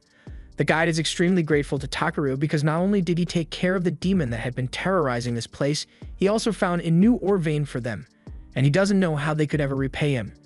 Later on, Takaru and the others head back to the castle to meet with the king, and there Zambo informs him of Takaru's exploits. The king is amazed by everything Zambo tells him, and as proof of his accomplishment, Zambo asks Takaru to show the king the crab monster he caught. Takaru asks him if he's sure about that, but the king seems like he wants to see it, so he opens his item box and sets the crab down on the ground. The king is amazed by how large the monster is, and he tells Takaru he deserves a reward for doing such a good job taking it down. In that case, Takaru asks if he can take the crab's body as his reward, and the king is confused by such a strange request, but he has no problem with it. A few minutes later, Takaru and the others walk out of the castle, and Takaru and B can hardly stop drooling over themselves at the thought of all the delicious crab they'll be eating soon. Additionally, its hard shell will make a good base material for the scissors Takaru asked for, so this trip worked out really well for him. To make things even better, the next day, the king prepares a white Pegasus for Brawlite as a reward since he heard that she was looking for one. But now that I think about it, she really didn't do much while she was here. The king also had Clay's spear fixed up, and he is quite pleased with how it turned out. Brawlite says she has to return home since the Pegasus is a gift from her sister, and she can't express how grateful she is to Takaru for everything he has done. He tries telling her it's not a big deal, but she insists that she will find a way to pay him back even if it takes her the rest of her life. Later on, Takaru and Clay return to the guild, and he is greeted by Ariana as soon as he walks in. She's glad to see that he's back, but she's surprised to see Clay with him, so she asks if they formed a party together or something. Takaru is about to tell her that they just happen to run into each other, but Clay cuts him off and says they have indeed formed a party. Ariana is excited to hear that, and before Takaru could tell her that they haven't actually formed a party, she's already run off to inform the guild master. Takaru then turns to Clay and asks him why he would say something like that, but Clay says there's no harm in it. Besides, he is already well aware that Takaru isn't an ordinary human, and he has a tendency to get himself into trouble, so Clay thinks it would be a good idea to keep an eye on him. As much as Takaru doesn't like being strong-armed into things, he admits that the idea of having Clay as a teammate may not be so bad, so the two of them sit down to chat, and they eventually come to an agreement, forming the Black Azure Dragon Party. Afterwards, Takaru heads over to the smithing shop to deliver the materials he gathered, and as soon as the boss sees all the pure Ildrite Takaru gathered, he is left speechless. Takaru starts worrying that something might be wrong since he thought bringing the pure Ildrite would be better than the ordinary Ildra ore, but now he's not so sure. He asks them if they can finish the project they planned using the Ildrite ore, and both Ribble and Gassus shed tears of joy because they never thought they'd get their hands on such pure Ildrite. Takaru is glad that they seem happy with what he brought, although he wasn't expecting them to be so moved by it. After Ribble and Gassus stop crying, they turn to Takaru and tell him that while they are grateful, with this many stones, there's no way they have enough money to pay him for the value of the Ildrite he brought. However, Takaru says that they don't need to worry about giving him money since all he wants is a custom pair of scissors that only he can use. But before that, he wants them to take this Ildrite and use it to make the best sword ever so they can win the sword crafting contest. Half a month later, Takaru is in the tavern enjoying a nice mug of beer when all of a sudden he is interrupted by Wade. Wade says someone important is looking for him, and they left this letter for Takaru, asking him to have a meeting with them. Clay takes a look at the letter and recognizes it as the crest of the house of Lusilvach. Wade explains that the letter is from the lord of this territory, and Takaru doesn't like the sound of that because it seems like it would be a huge hassle to deal with. He starts thinking of ways to back out of the meeting, but Wade assures him that while the lord in question may be a noble, he isn't unpleasant, so there should be no problem with Takaru meeting him. Takaru takes Wade's word for it and opens the letter to see what's written inside. The letter is a formal request for Takaru and Clay to visit the lord's manor so he can bestow honors upon them. Clay is surprised that his name is listed in the letter as well, but Wade explains that the lord probably heard about Takaru and Clay forming a party and wanted to invite both of them. The idea of receiving honors sounds nice and all, but Takaru gets the feeling that this is just an excuse to get him to show up. Clay agrees and says it's likely that the lord just wants to see B since it's rare for a baby dragon to be spotted, but that gets Takaru worried because he doesn't want to risk having the lord take B away from him. Wade assures him that the lord isn't that kind of person, and he doesn't have the authority to seize someone's pet anyway. Takaru still has his reservations, but he eventually agrees to the meeting, so he and Clay get in the noble's carriage and start heading for the manor. As they ride to the manor, Takaru notices that a lot of people seem to be staring, but Clay says that's normal since it's not often that someone gets summoned to the lord's manor. Takaru asks why, so Clay explains that if the lord decides to support you, your entire career as an adventurer changes for the better, so almost all adventurers dream of an opportunity like this. As they arrive at the manor, Takaru is amazed by how grand the building is, and at the front door, they are introduced to Raymond, a head butler of this manor. He leads them into the building, and right past the entrance, Takaru finds a row of maids lined up to greet him, and he is fascinated by how organized everything is. As they head towards the staircase, a man happens to be passing by, but instead of greeting the guests, he gives them the side eye and acts like they don't even exist. Takaru decides to ignore him since the disrespect doesn't really bother him. But a moment later, a little girl comes running down the stairs and begins demanding that he hand over B because she wants him. Takaru coldly tells her that's not going to happen, and the girl seems genuinely shocked that Takaru doesn't want to give her his pet. She starts talking about how dragons are noble creatures, and as such, she is the only one who deserves to have B, but she's saying it like she rehearsed a script. So while she's talking, Takaru takes a look at her stat window. He finds out that her name is Terrifies, and she is the Lord's daughter, but she doesn't seem like a bad person, so he gets down on one knee and asks her why she thinks she deserves to take B. Terrifies becomes a little flustered and explains that Bernard told her that all adventurers are lowlifes, and if you tell them what to do, they will be forced to obey. That explains a lot about Terrifies' behavior, and he realizes Bernard must be filling her head with nonsense, but he has no idea who that is. For now, he explains to Terrifies that B is a part of his family, so there's nothing in the world that would make him willing to give B up. After hearing Takaru call B a part of his family, it finally clicks for her that asking him to hand over B is the same as someone telling her to abandon her family, and she would never agree to that. Takaru asks her why she wanted a dragon so badly in the first place, so Terrifies explains that she wanted to show it to her mother because it is one of her greatest wishes, but thinking about it makes her sad. Just then, a man comes over and he notices that Terrifies looks sad, so he asks her what's wrong. Terrifies turns to the man and calls him father, so Takaru realizes that he must be the Lord, and he is honestly surprised because he was expecting a bald, fat man or something. The Lord introduces himself as Belmonent, and after settling down for some tea with Takaru and Clay, he apologizes for his daughter's rude behavior earlier. Takaru says it's not a problem, and Clay asks Belmonent why he summoned them here, so he explains that it's about his wife, Muleteria. He explains that his wife has been bedridden for half a year now, and he recently heard rumors of how Takaru healed a frail and sickly man overnight, so he was hoping Takaru would be able to do something for his wife with his power. Takaru is aware that his magic is strong enough to heal most ailments, but the last time he did that, he ended up evolving Clay, so he's worried about what might happen if he tries it on Muleteria. Belmonent goes on to explain that the reason Terrifies wanted Takaru's dragon was because in a few days, she will have to return to her school in the royal capital, and she thought that if she left an adorable creature by her mother's side, then maybe it would lift her spirits. She can be a bit misguided at times, but deep down, she's a good kid, and the story has both Clay and B in tears, so Takaru eventually agrees to help, but he's still worried that this might end up causing trouble for him down the line. Belmonent is overjoyed to hear that Takaru is willing to help, so he leads into his wife's room and tells her that he has brought someone who might be able to cure her. First of all, Takaru scans her, and when he takes a look at her status window, he realizes this is worse than he had thought. I don't know how, but she's got a laundry list of life-threatening diseases. To name a few, she has severe cataracts, anemia, kidney and liver poisoning, and that's just the first few. It's a miracle that she's still alive right now, but he should be able to heal most of her ailments. However, there's something here called Ivor poisoning, and he has never heard of that before, so he's not sure his magic will be able to take care of it. Either way, he won't know until he tries, so he asks Belmonent if he's willing to entrust the life of his wife to him, and both he and Muleteria agree to put their faith in Takaru. Clay asks him if he intends to use the same technique he used to heal him back then, but Takaru says he can't since it puts a lot of strain on the body, and in Muleteria's current condition, there's no way she'd be able to handle that, so he's going to try something different.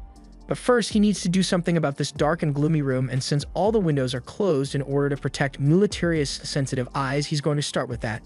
He puts his hand over her face and casts healing magic, but if he uses too much at once, he could accidentally hurt her, so he needs to be really careful. Once he is done, he asks Muleteria to slowly open her eyes, and as she does so, she is stunned at her realization that she can actually see again. Takaru is glad to hear that because it means she doesn't need the room to be so dark, so he takes out his staff and uses cleaning magic to get rid of all the dust and open the windows to let fresh sunlight in. Muleteria is overjoyed to be able to bask in the sun without her eyes burning, and it's all thanks to Takaru. But as much as he'd like to take care of her other ailments next, he can't right now, so he asks to speak with Belmonent in private for a moment. Belmonent agrees to go with him, and once they are alone, Takaru informs him that his wife has something called Ivor poisoning, and from what he knows, she got it from ingesting Ivor toxins. Belmonent is about to say there's no way Muleteria would be careless enough to eat that toxin, but then he realizes that someone must have been poisoning her, and he can't believe he never noticed. He asks if there's anything he can do, but since Takaru has no idea how Ivor toxins work, he can't heal her.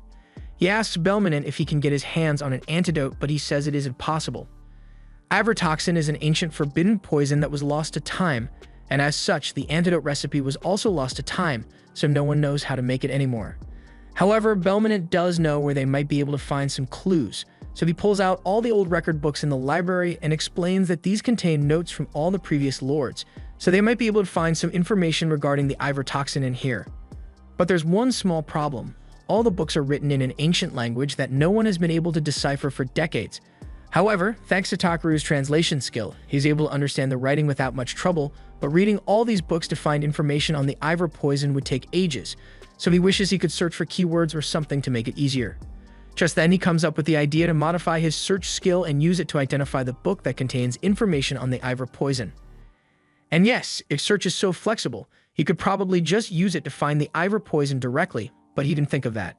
After activating his search, one of the books lights up, so he flips through the pages and eventually finds a section that contains information about the poison.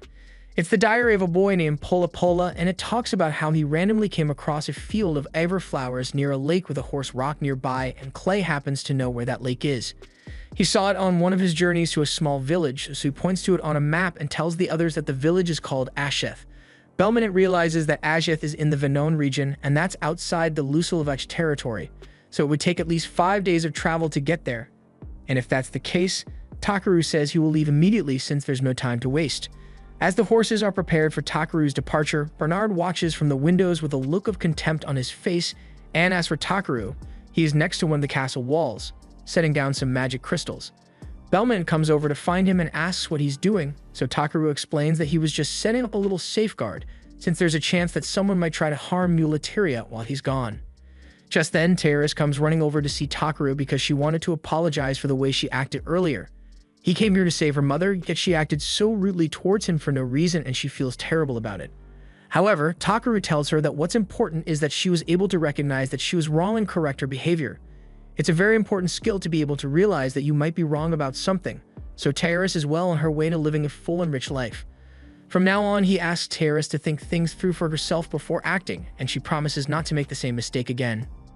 There's one last thing he wants to say before he leaves, so he tells Terrace that while he's gone, a certain individual might try telling her things like Takaru is an enemy, or that he is deceiving her, and if that happens, he wants Terrace to avoid giving an immediate answer and to instead go talk to her father about it first. Terrace promises to keep that in mind, so Takaru and Clay head out, and to make the journey as quick as possible, he casts speed-boosting magic on the horses. Over the next few days, the two make their way over to the village of Asheth, but when they finally arrive, they find a barren wasteland instead. Last time Clay was here, this place was a lush farming village, but it looks like there hasn't been any rain here for a long while, so Takaru is starting to worry that the lake they are looking for might have dried up already. Clay doesn't think that's going to be much of an issue since lakes don't usually dry up so quickly, but when they finally make it to the lake, while it doesn't seem to have dried out, the water looks kind of funky. Takaru takes a look at it, and from what he can tell, it looks like the water has been contaminated, and the person responsible definitely did it intentionally. Just then, Takaru and Clay are cornered by a group of villagers, and they look rather sickly, but they are determined to defend their village, so they demand to know what Takaru and Clay are doing here.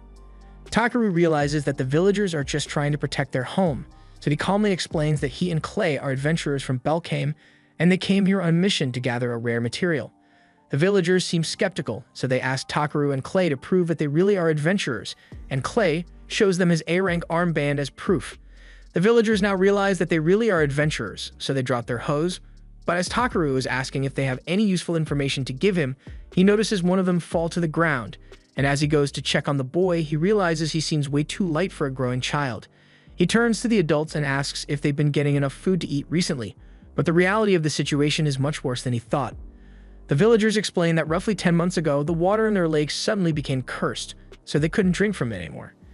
And the same thing also happened with their well, leaving them with no source of water for their people or crops. However, all of a sudden, a merchant named Ingach showed up, and he offered to help them in exchange for a special flower that grows by the lake. The location of that flower is a village secret, so they couldn't just tell him where it was, but they were desperate, so they ended up making a deal with him anyway. In exchange for one Ivor flower a month, Ngachi offered to give them 60 barrels of water, but that water wasn't enough for them to drink and grow crops at the same time, so they have been slowly starving out here for months. After everything the villagers have told Takaru, it is clear to him that Ngachi is behind this whole thing, so he tells them that that man is definitely evil. The villagers can't believe it since they thought Ngachi was just trying to help them out, but Takaru points out that when he was inspecting the lake earlier, he found signs that suggest that the lake was deliberately contaminated. Furthermore, it's awfully convenient that Ngachi happened to show up right after the lake was contaminated, and even if that was just a coincidence, anyone who wants to be paid with a harmful toxin is suspicious. The village chief is mortified by the realization that Ngachi has been using them all along, and Takaru is enraged by all the suffering that merchant has caused. Not only is he likely involved in the poisoning of Muleteria, but he also practically destroyed this village and caused the children here to go hungry just so he could get his hands on the Iver flower. Takaru swears that he won't let Ingachi get away with this, but first he needs to take care of the villagers, so he asks B to fly into the air and use some spirit magic. B understands what Takaru is trying to do, so he flies into the sky and uses magic to form rain clouds over the village. It soon begins raining, providing the villagers with enough clean water to last for a while, but he's not done yet. He then uses his clean spell to clean up all the villagers since they haven't had any water to bathe in for months. And finally, he uses repair magic to restore all their houses. He also pulls out a giant pot and cooks a meal for the villagers since they haven't had a decent meal in a long time, and the village chief is extremely grateful.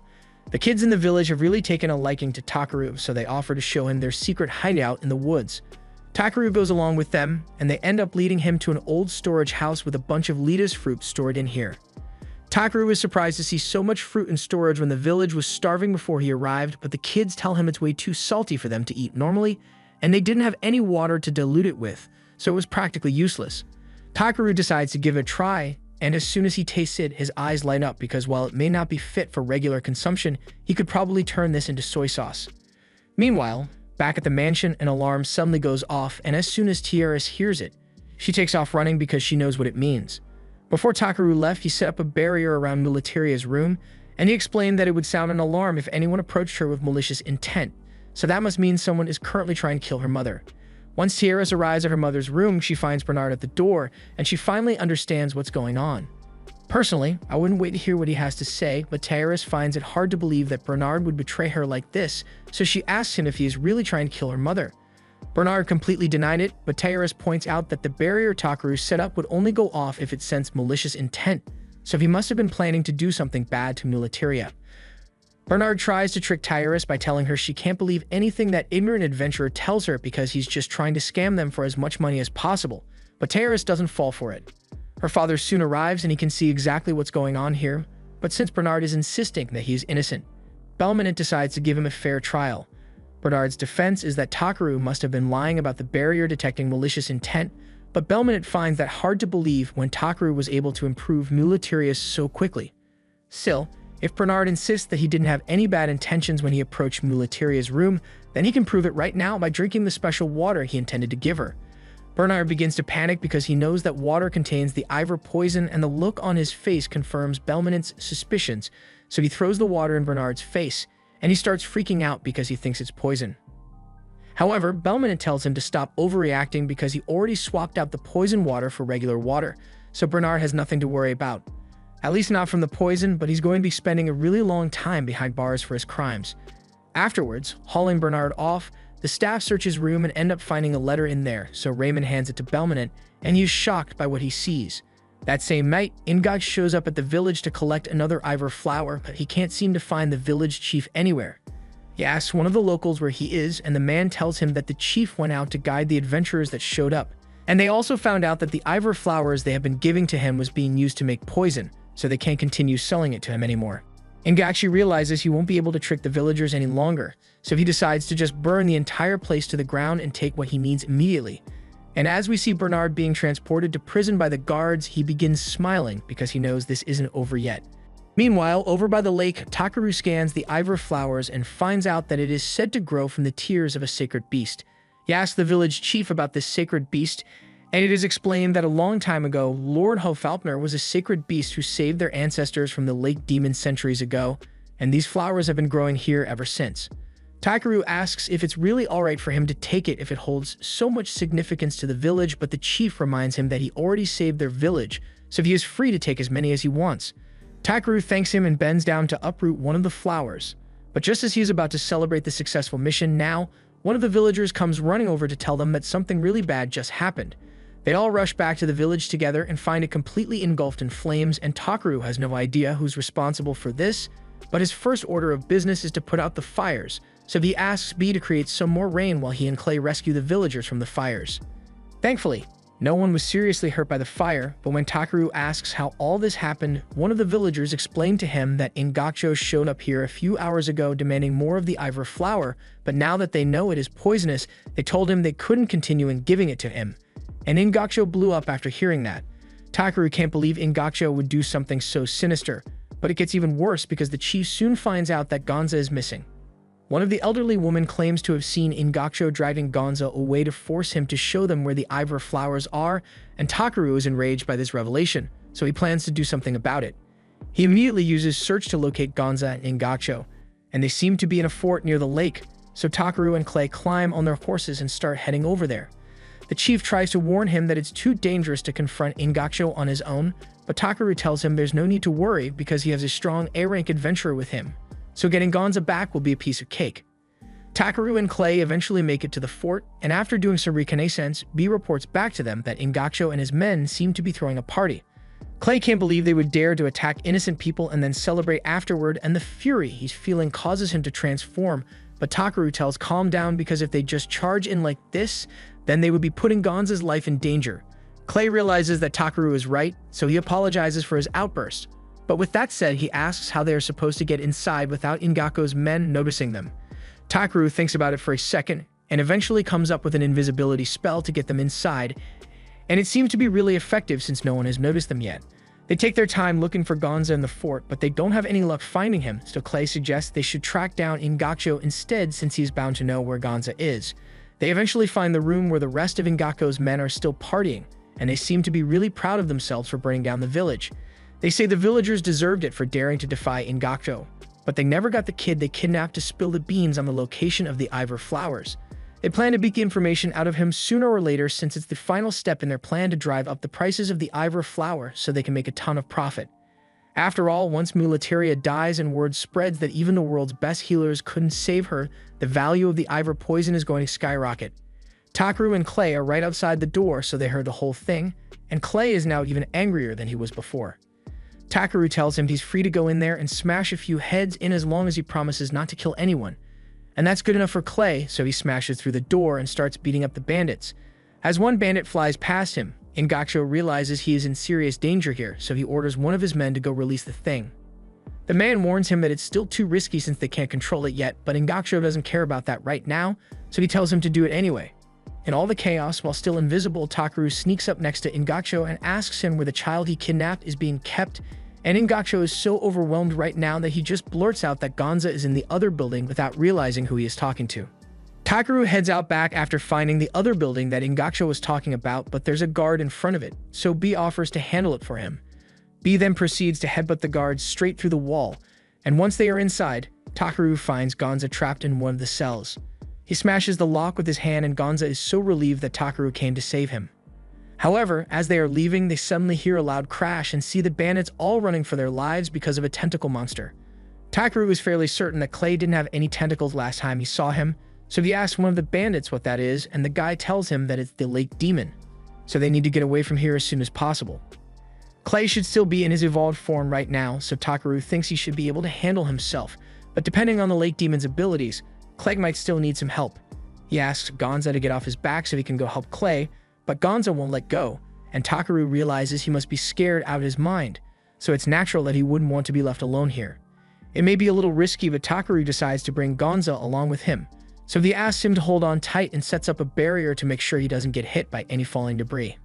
They eventually arrive at the main hall and find Clay in the middle of fighting the lake demon, but while Takaru was expecting something a little more menacing, the monster turns out to just be a giant anemone. Takaru scans it to figure out what it can do, and its starting screen says it can regenerate, with its tentacles producing deadly numbing poison to incapacitate its victims. It also says that the demon was summoned by Ingacho, who also happens to be laying on the floor nearby since the monster already injured him. Ingacho begs Takaru to save him, but Takaru doesn't see a reason to help a man like him, especially after everything he has done.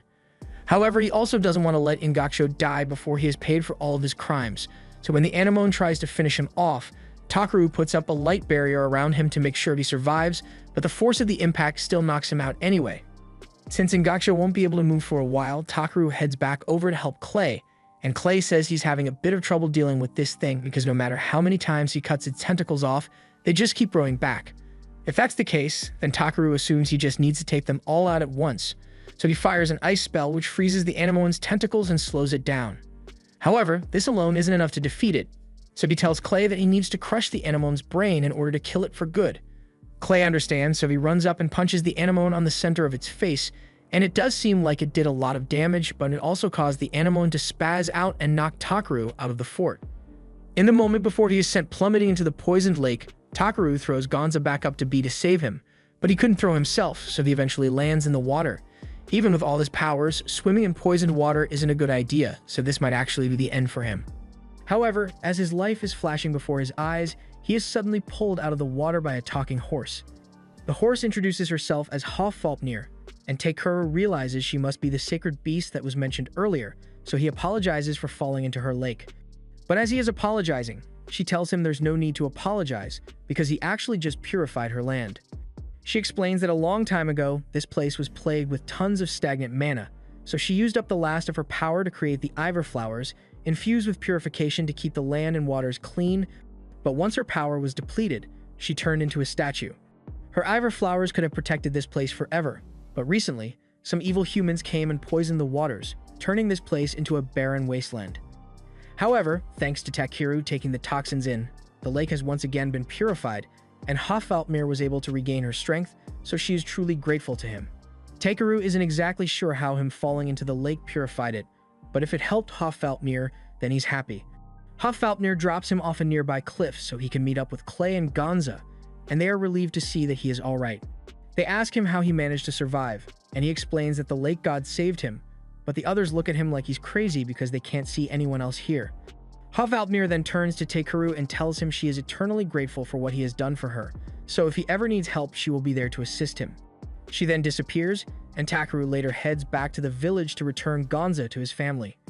After that, it's time for them to return to the mansion so he can treat Mulidaria, but going by horse would take way too long, so Takeru decides to try a new spell he came up with. He lines a bunch of magic stones up in a circle, and then while everyone is standing inside, he activates the gate spell, sending them all back to the mansion in an instant.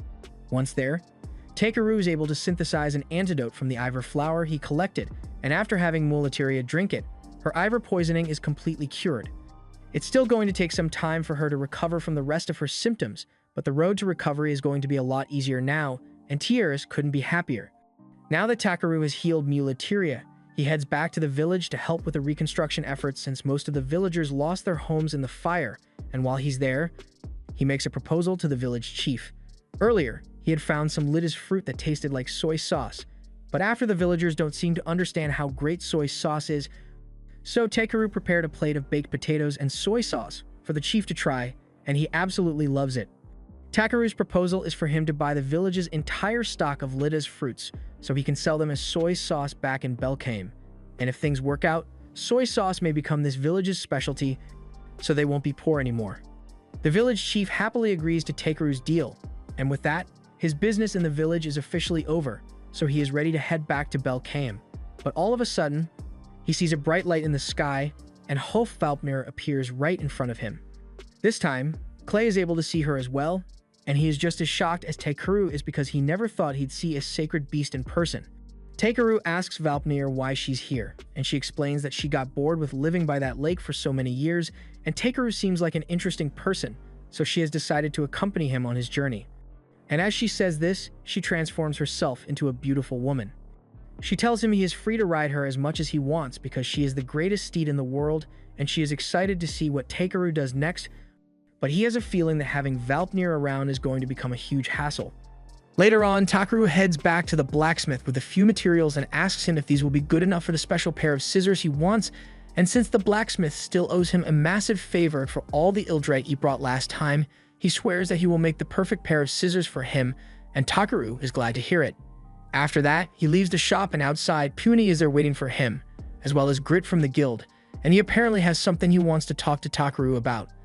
They'd all head over to the guild, and there, Grit informs Takeru that there's a festival coming up with a gathering contest, and he was hoping Takeru would participate. Takeru does think it sounds rather interesting, but he isn't really interested in competitive gathering, so he asks Grit why he specifically came to inform him of the competition, and that's when Grit reveals that it was actually a personal request from the Lord of Belkame, Belminant. The contest is held under Belminant's patronage, and this year he asked the guild to make sure Takeru participates for some reason. Since it's Belminant that wants him to participate, Takeru can't exactly refuse, so he reluctantly agrees to participate, and a few days later, it's time for the contest to begin. All the participants gather outside a shop and eagerly await the reveal of the item they will be tasked with gathering, and they are informed that this year's item is going to be something special. In honor of Belkame's wife's miraculous recovery, they are tasked with gathering wool from the rare 7-colored sheep, and this gets Takeru's attention since he has never heard of it before. For this contest, there are no limits on rank or skill for participation, and the first person to get their hands on the wool will be declared the winner. Furthermore, working with other people is not allowed for the duration of this competition because it is a test of your individual skills as a resource gatherer. If you need a ride to get around, you need to either get yourself a rental horse or hop on a shared carriage, and Pumini is disappointed to hear this because it means Takeru isn't allowed to ride her. Working as a team isn't allowed, so Clay asks Takeru what he intends to do since he could probably get this done in about 30 minutes with the gate spell he created, but Takeru doesn't think that would be fair to the other contestants. The tournament is about to begin, so Takeru asks B to wait here with the others, and once the start horn is rung, he takes off running. He first heads to the library to find out where the rainbow sheep live, and once he finds out that they are located in the Tokarwana Mountains, he heads right over. It doesn't take long before he arrives at the base of the mountain, but sheep apparently live at the summit, so he's still got a long journey ahead of him. This is the first time in a while that he has been on his own, and he never really realized how lonely it is when B isn't around.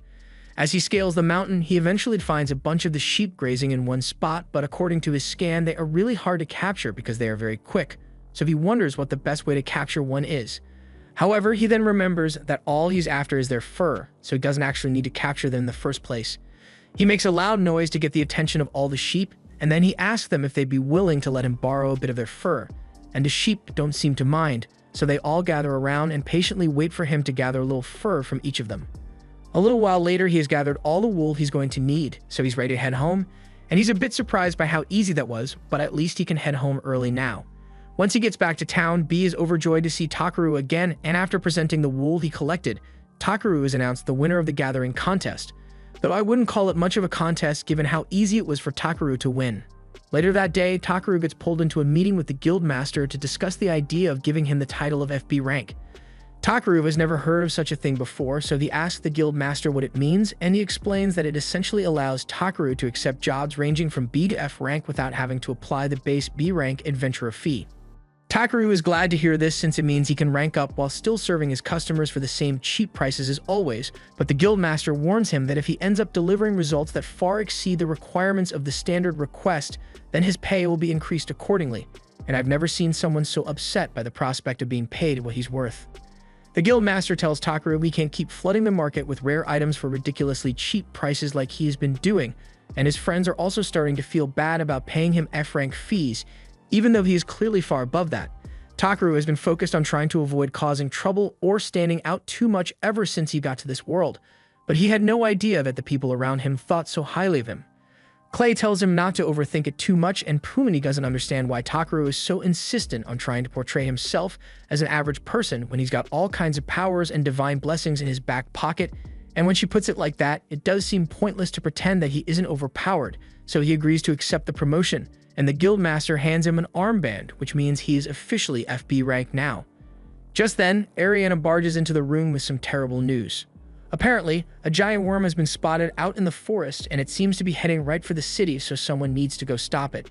From the sound of things, ordinary adventurers won't be able to handle something like this, so he asks Takeru and his party to take care of it, and they all agree to help. They head out to the edge of the forest to confront the worm, but that thing turns out to be way bigger than they thought it would be. Dealing with this thing would be really troublesome if it turns out to be hostile, but before a fight could break out, the group suddenly hears a familiar voice on top of the monster. To their surprise, they see Brawlite riding on the worm. She's elated to see Takeru since she's been looking for him all over, but she's once again absolutely filthy, so Takeru frantically casts cleaning magic on her before she gets too close. Now that that's been taken care of, Takeru asks Brawlite what she's doing all the way out here with that huge monster. Brawlite tells him she just wanted to repay the favor she owes him, and she recalls Takeru mentioning that he'd like to have a horse to get around, which is why she brought Kiarasis along with her. Takeru appreciates the kind gesture, but he wants absolutely nothing to do with that disgusting thing, so he reflexively casts clean on it, and after it's gone, he tells Brawlite he doesn't need a worm. After all, he's got Puny with him, and she's the best horse there. Brawlite is a bit confused by Puny referring to herself as a horse, but Takeru says it's a long story, so he will tell her all about it after they get back to town. They head to a bar, and while having a bunch of drinks, Takaru explains everything that has happened since she left, including the party he formed with Clay, the mission to cure Mulateria, and how Puny joined the team after he saved a village. Brolight finds it all very fascinating, and speaking of joining the team, she asks Takaru if he'd be willing to let her join as well. Takaru happily agrees since he was planning to ask her to join the party anyway, and Brolight is glad to hear that since she has been training hard to make sure she'd be strong enough to pull her weight once she joined. She then reveals a golden armband as proof that she has reached a rank, and she had to work really hard to get to this level, but on an unrelated note, she asks Takaru if he could do her a little favor. He tells her he's always happy to help, but when Brolight tells him she needs help finding her sister, he is left speechless because he wasn't expecting it to be something so important. Brolight's sister, Ludicara, recently ran away from home after she was chosen as the one who would bear the next generation of leaders. She was meant to marry one of the elven clansmen and produce an heir, which is an important duty passed on by tradition, but she just ditched the tribe. This is a lot for Takaru to process at once, but Brolight goes on to explain that Ludicara didn't like the man she was supposed to marry, so she insisted on a special condition. She said she would only get married if she was presented with a white Pegasus, which Brolight went out to get for her, but by the time she returned to the tribe, Ludicara was already gone. Brolight knows there's no way she's going to find Ludicara on her own, but she knows Takaru is really good at this sort of thing, so she asks him to help find her. Takaru is willing to help, but he asks if it's really alright to force Ludicara to come back when the reason she left is because she doesn't want to marry someone, but Brolight's goal isn't to force her sister to come back. She just wants to find out why Ludicara left without at least telling her first. If that's the case, then Takaru says he will help as much as he can, and everyone else is on board as well, so after they are done with their meal, they immediately start heading towards the elf tribe. That said, none of them have ever been to the elf tribe before, so they have no idea how to get there, but Brolight explains that there's a special path deep within the forest. She can't explain the details to outsiders, but essentially it's a form of spatial magic, and hearing that gets Takaru curious because he wonders if it's similar to the gate spell he created recently. Brolight leads them all into the forest, and near an old tree stump, she says a small prayer that causes a vortex to open up. She then tells everyone that all they need to do is put their hands in the vortex while their eyes are closed, and they will automatically be transported to the elf tribe, but when she actually demonstrates it, Takaru gets cold feet because it looks terrifying. However, the others don't seem to mind, so they go through the portal without a second thought, and eventually, Takaru does as well. But once he is on the other side, he wonders where everyone else went since he can't see them. Just then, Clay yells for Takaru to get down because they are under attack, and a moment later, several arrows come flying at the group, and at this rate, someone might end up getting hurt, so Takaru casts a shield to protect his friends. However, he doesn't understand why they are suddenly being attacked out of nowhere. Just then, Brolight notices that the arrows that were fired at them have tips that match those from her village, and a moment later, they are surrounded by elven soldiers who don't seem happy to see Brolight at all. The elves accuse Brolight of breaking their sacred traditions by bringing outsiders to their homeland, and even though she tries to explain, the elves refuse to listen to Brolight's claim that they are just here to help, even going so far as to call them filthy cretins. However, Puny does not take kindly to this. She steps out of the portal and transforms, demanding to know who the elves think they are to be calling a god like her filthy. The elves had no idea that there was a god amongst Brolight's group, but by the time they realized their mistake, it was already too late because Puny had already struck them down with a bolt of lightning. The elves bow down and beg for forgiveness once they realize their mistake, and Puny doesn't intend to punish them any further than this, but she is surprised that the elves have fallen so low that they couldn't recognize her power. Takaru steps forward to try and smooth things over, but Lokar is offended that a mere human would dare to speak in a situation like this. However, then he sees Takaru's guild ID bracelet, and once he realizes Takaru is a high-level all-arounder, his attitude completely changes, and he says he will lead everyone to his village. As they are walking, Puny tells Takaru that she senses something very unpleasant in this forest, so he should be careful, and Takaru has a feeling it has something to do with Brolight. They eventually arrive at the entrance to the elf village, and Takaru finally figures out what Puny meant by something unpleasant, because the air near the tree is full of mana impurities that make it hard to breathe. Lokar tells everyone that before they head into the village, they must first purify themselves in the lake, but if he's talking purification, Takaru says he can handle that on his own. Lokar isn't sure what he means, but he lets him do his thing, and as soon as Takaru casts his cleaning spell, all the elves are amazed by how quickly the mana impurities dissipate. Lokar asks for an explanation on what just happened, but Brolight says Takaru always does amazing things, and so they'll get used to it eventually. They start ascending the tree, and as they climb, Brolight explains that the great tree Gowan is the symbol of all elves, and usually aside from people who receive special permission to ascend, only high elves are allowed to climb to the top. They all find this very intriguing, but then it dawns on Clay that if Brolight is allowed to climb the tower with them, then that must mean she is a high elf as well. Brolight admits that Clay is right and she apologizes for keeping it a secret from them. But Takaru doesn't really understand why being a high elf is such a big deal. The others explain to him that high elves are in charge of leading the elf nation, so it is forbidden for them to leave the village for any reason. Takaru still doesn't get why it's a problem, since even if Brolight is a high elf, she must have had her reasons for choosing to go against the rules. Brolight thinks back to the situation with her sister, and she does think that was a good reason, but she still feels guilty about leaving. Takaru tells her that while following traditions may seem like the right thing to do, adhering to them too strictly can make one's life miserable, so as long as she's not hurting anyone, he thinks it's fine for her to do what she wants.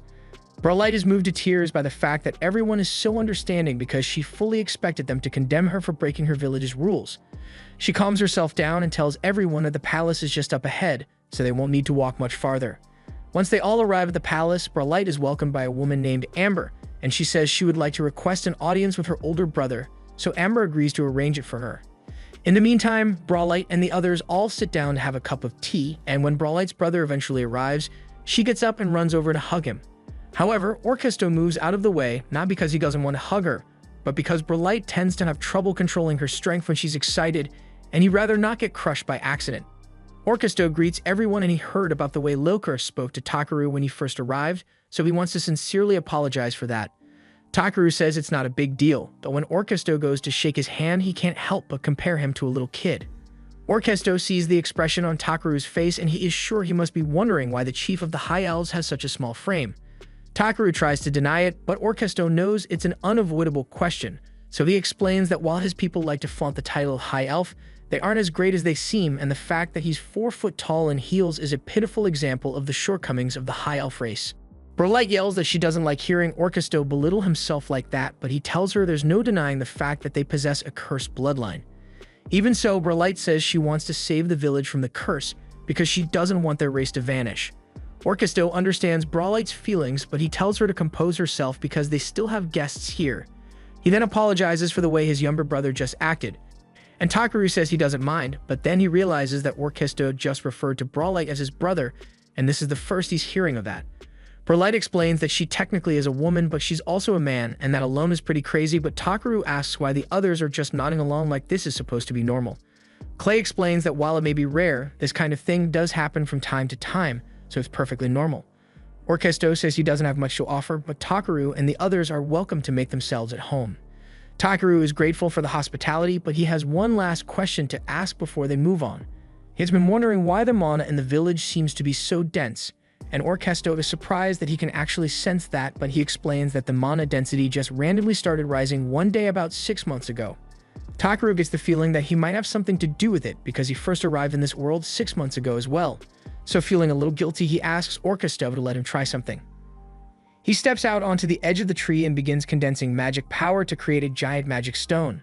Orkesto's guards get a bit nervous at the sight of this since they don't know what the magic stone is going to do, so when Takaru asks Orkesto to touch it and say the word start, they all freak out and try to stop him, but they are too late. The magic stone activates and flies up into the air, and within moments, everyone begins to notice the ambient mana growing thinner by the second.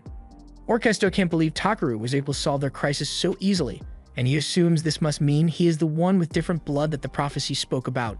Takaru is confused and wonders why everyone is kneeling before him, but just then, Orkesto asks for a moment of his time because there's something he wants to show him. He leads Takaru to a stone tablet at the base of the tree, and it contains ancient words passed down among the High Elves for generations. Takaru takes a look at it and finds out that it mentions the sacred blood fading, death and destruction following soon after, and then new blood arriving to restore it all. Orkesto is amazed that Takaru was able to read the text of the prophecy at a glance when it took the elves decades to decipher the strange language. From the way the prophecy is written, it definitely sounds like it's foretelling the extinction of the High Elf race, and the person of different blood that was mentioned is likely Takaru, but he's not sure what exactly he's supposed to do to save the elves since thinning out the ambient mana is the most he knows how to do for now. Later that night, Takaru and the others take a dip in the hot spring, and Takaru is still really curious about that elven prophecy, but they still need to find Brolight's sister first, so the prophecy will have to wait. Aside from that, though, Takaru is still interested in finding out more about the curse Orkesto mentioned, so he later asks Brawlite if she can tell him more about it. Brawlite is hesitant to talk about the curse, but that's when Amber shows up and says she is willing to explain it to him. She informs Takaru that the curse is a mysterious affliction spreading among the high elves that causes abnormalities in the development of their bodies, and over the past 50 years, the symptoms have worsened dramatically, causing every newborn baby to pass away shortly after its birth. They still don't know why all this is happening, and Amber is particularly heartbroken about the situation because she is one of the mothers who lost her child to the curse. The next morning, Orkesto takes Takaru to meet with the queen, and she says she wants to thank him for getting rid of the thick mana that had been plaguing the village. Takaru says he's glad he was able to help, but he actually has a few questions he wanted to ask the queen. She agrees to listen to him. So he asks if when the mana started thickening 6 months ago, it was preceded by a violent earthquake. The queen confirms this, so Takaru assumes it is similar to the other incident, and that must have caused the local monster population to go crazy, so he offers to handle that for them. But before he leaves, he has one final question to ask, and it's about the curse that they mentioned. After his meeting with the queen, Takaru goes to talk with his friends about what he has learned because he thinks he has discovered the truth behind the curse. He scanned a few of the people who claimed to be afflicted by the curse, and he found out that all of them had hereditary abnormalities. Clay and Brawlite are shocked to hear this and ask why such a thing would happen, so to confirm his hypothesis, Takaru asks Brawlite who Amber had her baby with. Brawlite answers that Amber married her twin brother, and I think we all see the problem here. The High Elves are cursed, they are just really inbred, so he explains that they can fix all this by having children with people who aren't right next to you on the family tree. Brawlite is overcome with tears because this means no more children will have to suffer death or abnormality, but Takaru points out that the High Elves pride themselves on the purity of their bloodline, so it might be difficult to get them to agree to change their tradition. Brawlite assures Takaru that she can convince the Queen and Orkesto to enact change, but even with the Queen's backing, getting the rest of the High Elves to accept change overnight won't be easy. Just then, he comes up with an idea, and since Puni is a well-respected god, he asks her to issue a divine order to get the High Elves to listen. However, Puni says she doesn't want to do it because she couldn't care less if the elves go extinct. After all, she's not the god of the elves, so she has no jurisdiction here. That may be the case, but Takaru tells her they are all friends here, and when a friend is in trouble, it's natural to go out of your way to help. Puni normally wouldn't want to get herself involved, but since Takaru is being so insistent, she agrees to help and tells everyone that the only way to gain compliance from all the elves is to have their god issue the order, so they need to go find Liblania. But since she's going to act on Takaru's behalf, he tells her he had better be prepared to provide adequate compensation. At first, he is a little worried that she may ask for something unreasonable, but to his relief, all Puni wants is a meal of buttered potatoes.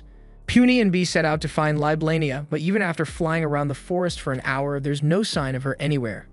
Brawlite begins to worry that Liblania may be hiding from them, and it's definitely a possibility, but Takaru suggests they should try gathering some more information before drawing any conclusions, so he asks her if there's an adventurers guild nearby.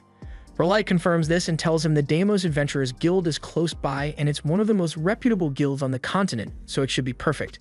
They soon arrive at the entrance to the Deimos Guild, and Clay explains that this guild has the highest average adventurer rank out there, but because it has very little contact with the outside world, it might as well be a phantom guild. They head inside and they are greeted by a pink-haired elf named Sara. She's the guild master here, and she has heard all about Takaru's party, so she is happy to finally meet them. But she seems particularly excited to see Brawlite, and Takaru can tell that there's something going on here, but he'd rather not address it. He goes over to check on what Clay is doing, and Clay says he just wanted to check the notice board to see if there were any quests to investigate the recent strange occurrences, but everything here looks like normal gathering missions, though he's a bit surprised by the cat-eared mushrooms since he has never heard of those before. Sara says the mushrooms taste great when eaten raw, but with all the dense mana particles in the area, no one has been able to collect them anymore.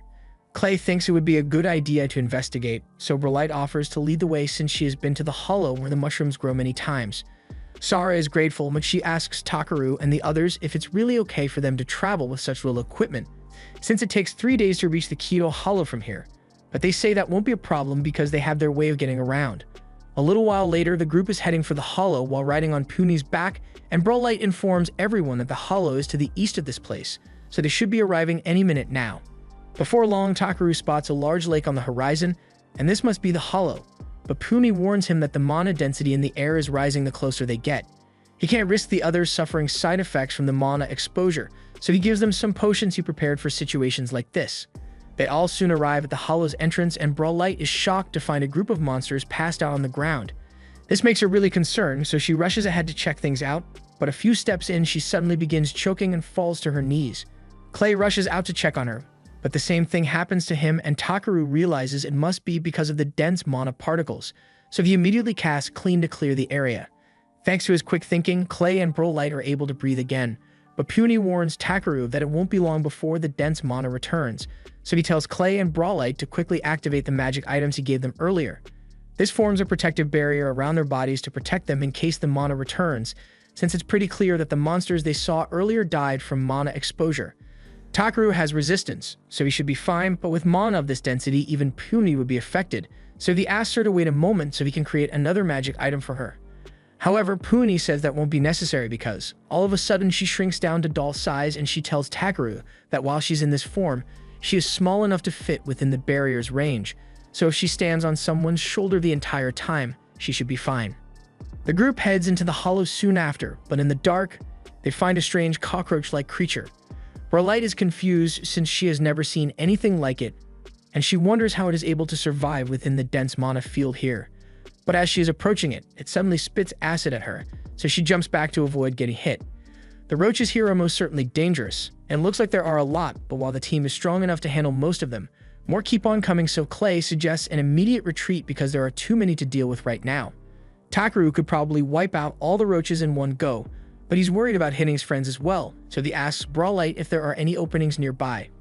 She tells him that there's one up ahead, so Takaru tells everyone to head there, and they immediately rush over. Once they make it to the opening, Takaru tells everyone to gather around him, and now that they are all safe, he activates his barrier and expands it to fill the entire room, crushing the roaches in the process. Now that that has been taken care of, they all sit down to have a warm meal in the cave, though I can't say it was a good idea because that place probably smells like roaches.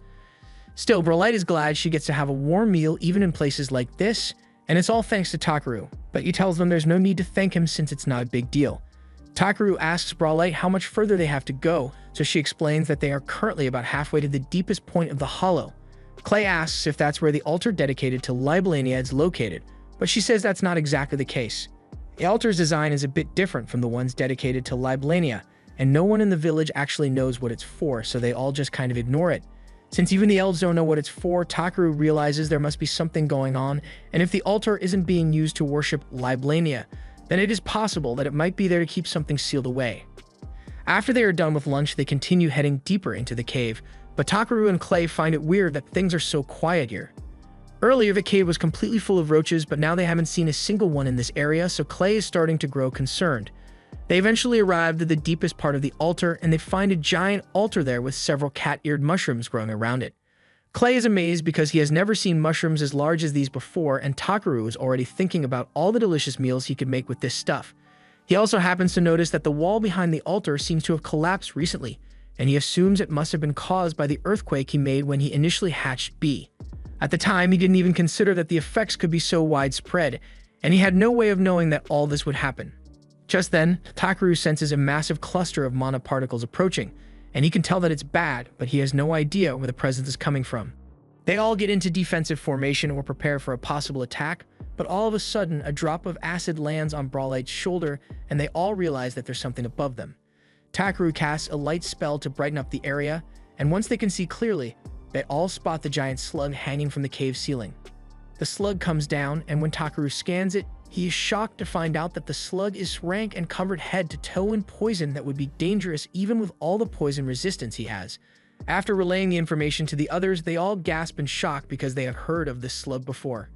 Clay explains that in the past, there was a kingdom named Ganaf, and it was completely destroyed by a rank slug that wielded deadly poison. Brolight doesn't think they can beat this thing on their own, so she suggests they should run away, but Takaru, on the other hand, had no intention of fleeing. Not because he particularly cares about killing the slug, but rather because he doesn't want to leave all these delicious mushrooms behind.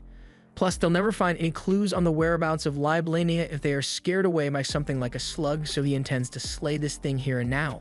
Brolight asks him how he intends to do that, so Takaru explains that his scan showed that the slug is weak to fire, and B specializes in fire attacks. On top of that, they've also got Clay's strength at their disposal and Puny's divine assistance, so if anyone was going to take down this slug, it would be their party. Brolight realizes that Takaru is right, so she agrees to do her best to help, and they all get into battle stance. Before the fight begins, Takaru casts a multi-layered shield on everyone, accompanied by several speed and strength boosts. B begins the assault by blasting the slug with intense flames, but the slug quickly retaliates with its slime, so B is forced to retreat. While it is focused on trying to knock B out of the sky, Clay attempts to sneak up on it, but the slug spots him and uses its slime to tie him up. At first, it looked like he might be in trouble, so Takaru began rushing over to help him, but Clay says there's no way something like this would be enough to stop him.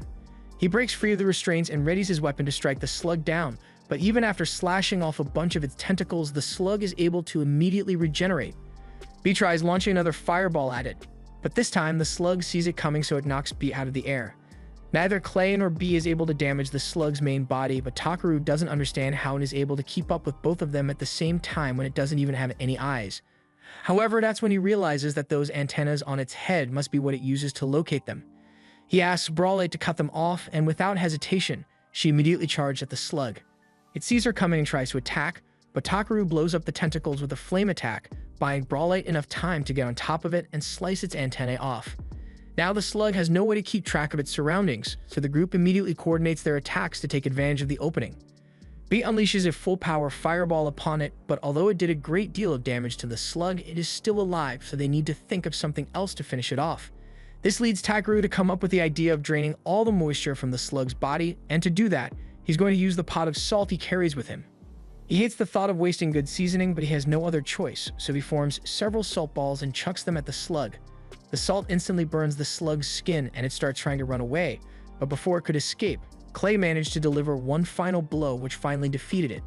Takaru is relieved that they were able to take that thing down, but just then they look up at the ceiling and realize that the slug had laid thousands of eggs. If those eggs hatch, it would be a catastrophe, so Takaru has to destroy them as soon as possible. And according to his scan, the eggs are susceptible to sunlight, so he tells everyone to cover their eyes for a second because he wants to try something. They all do as he says, and then Takaru proceeds to create a mini sun in the cave, completely frying all the slug eggs. All of a sudden, a large gust of wind blows through the cave, and Puny informs Takaru that the dense monoparticles that were polluting this area have vanished, but she is also sensing the presence of someone else now. The Spirit King, Liblania. This was the end of episode 11. Subscribe to not miss the next part.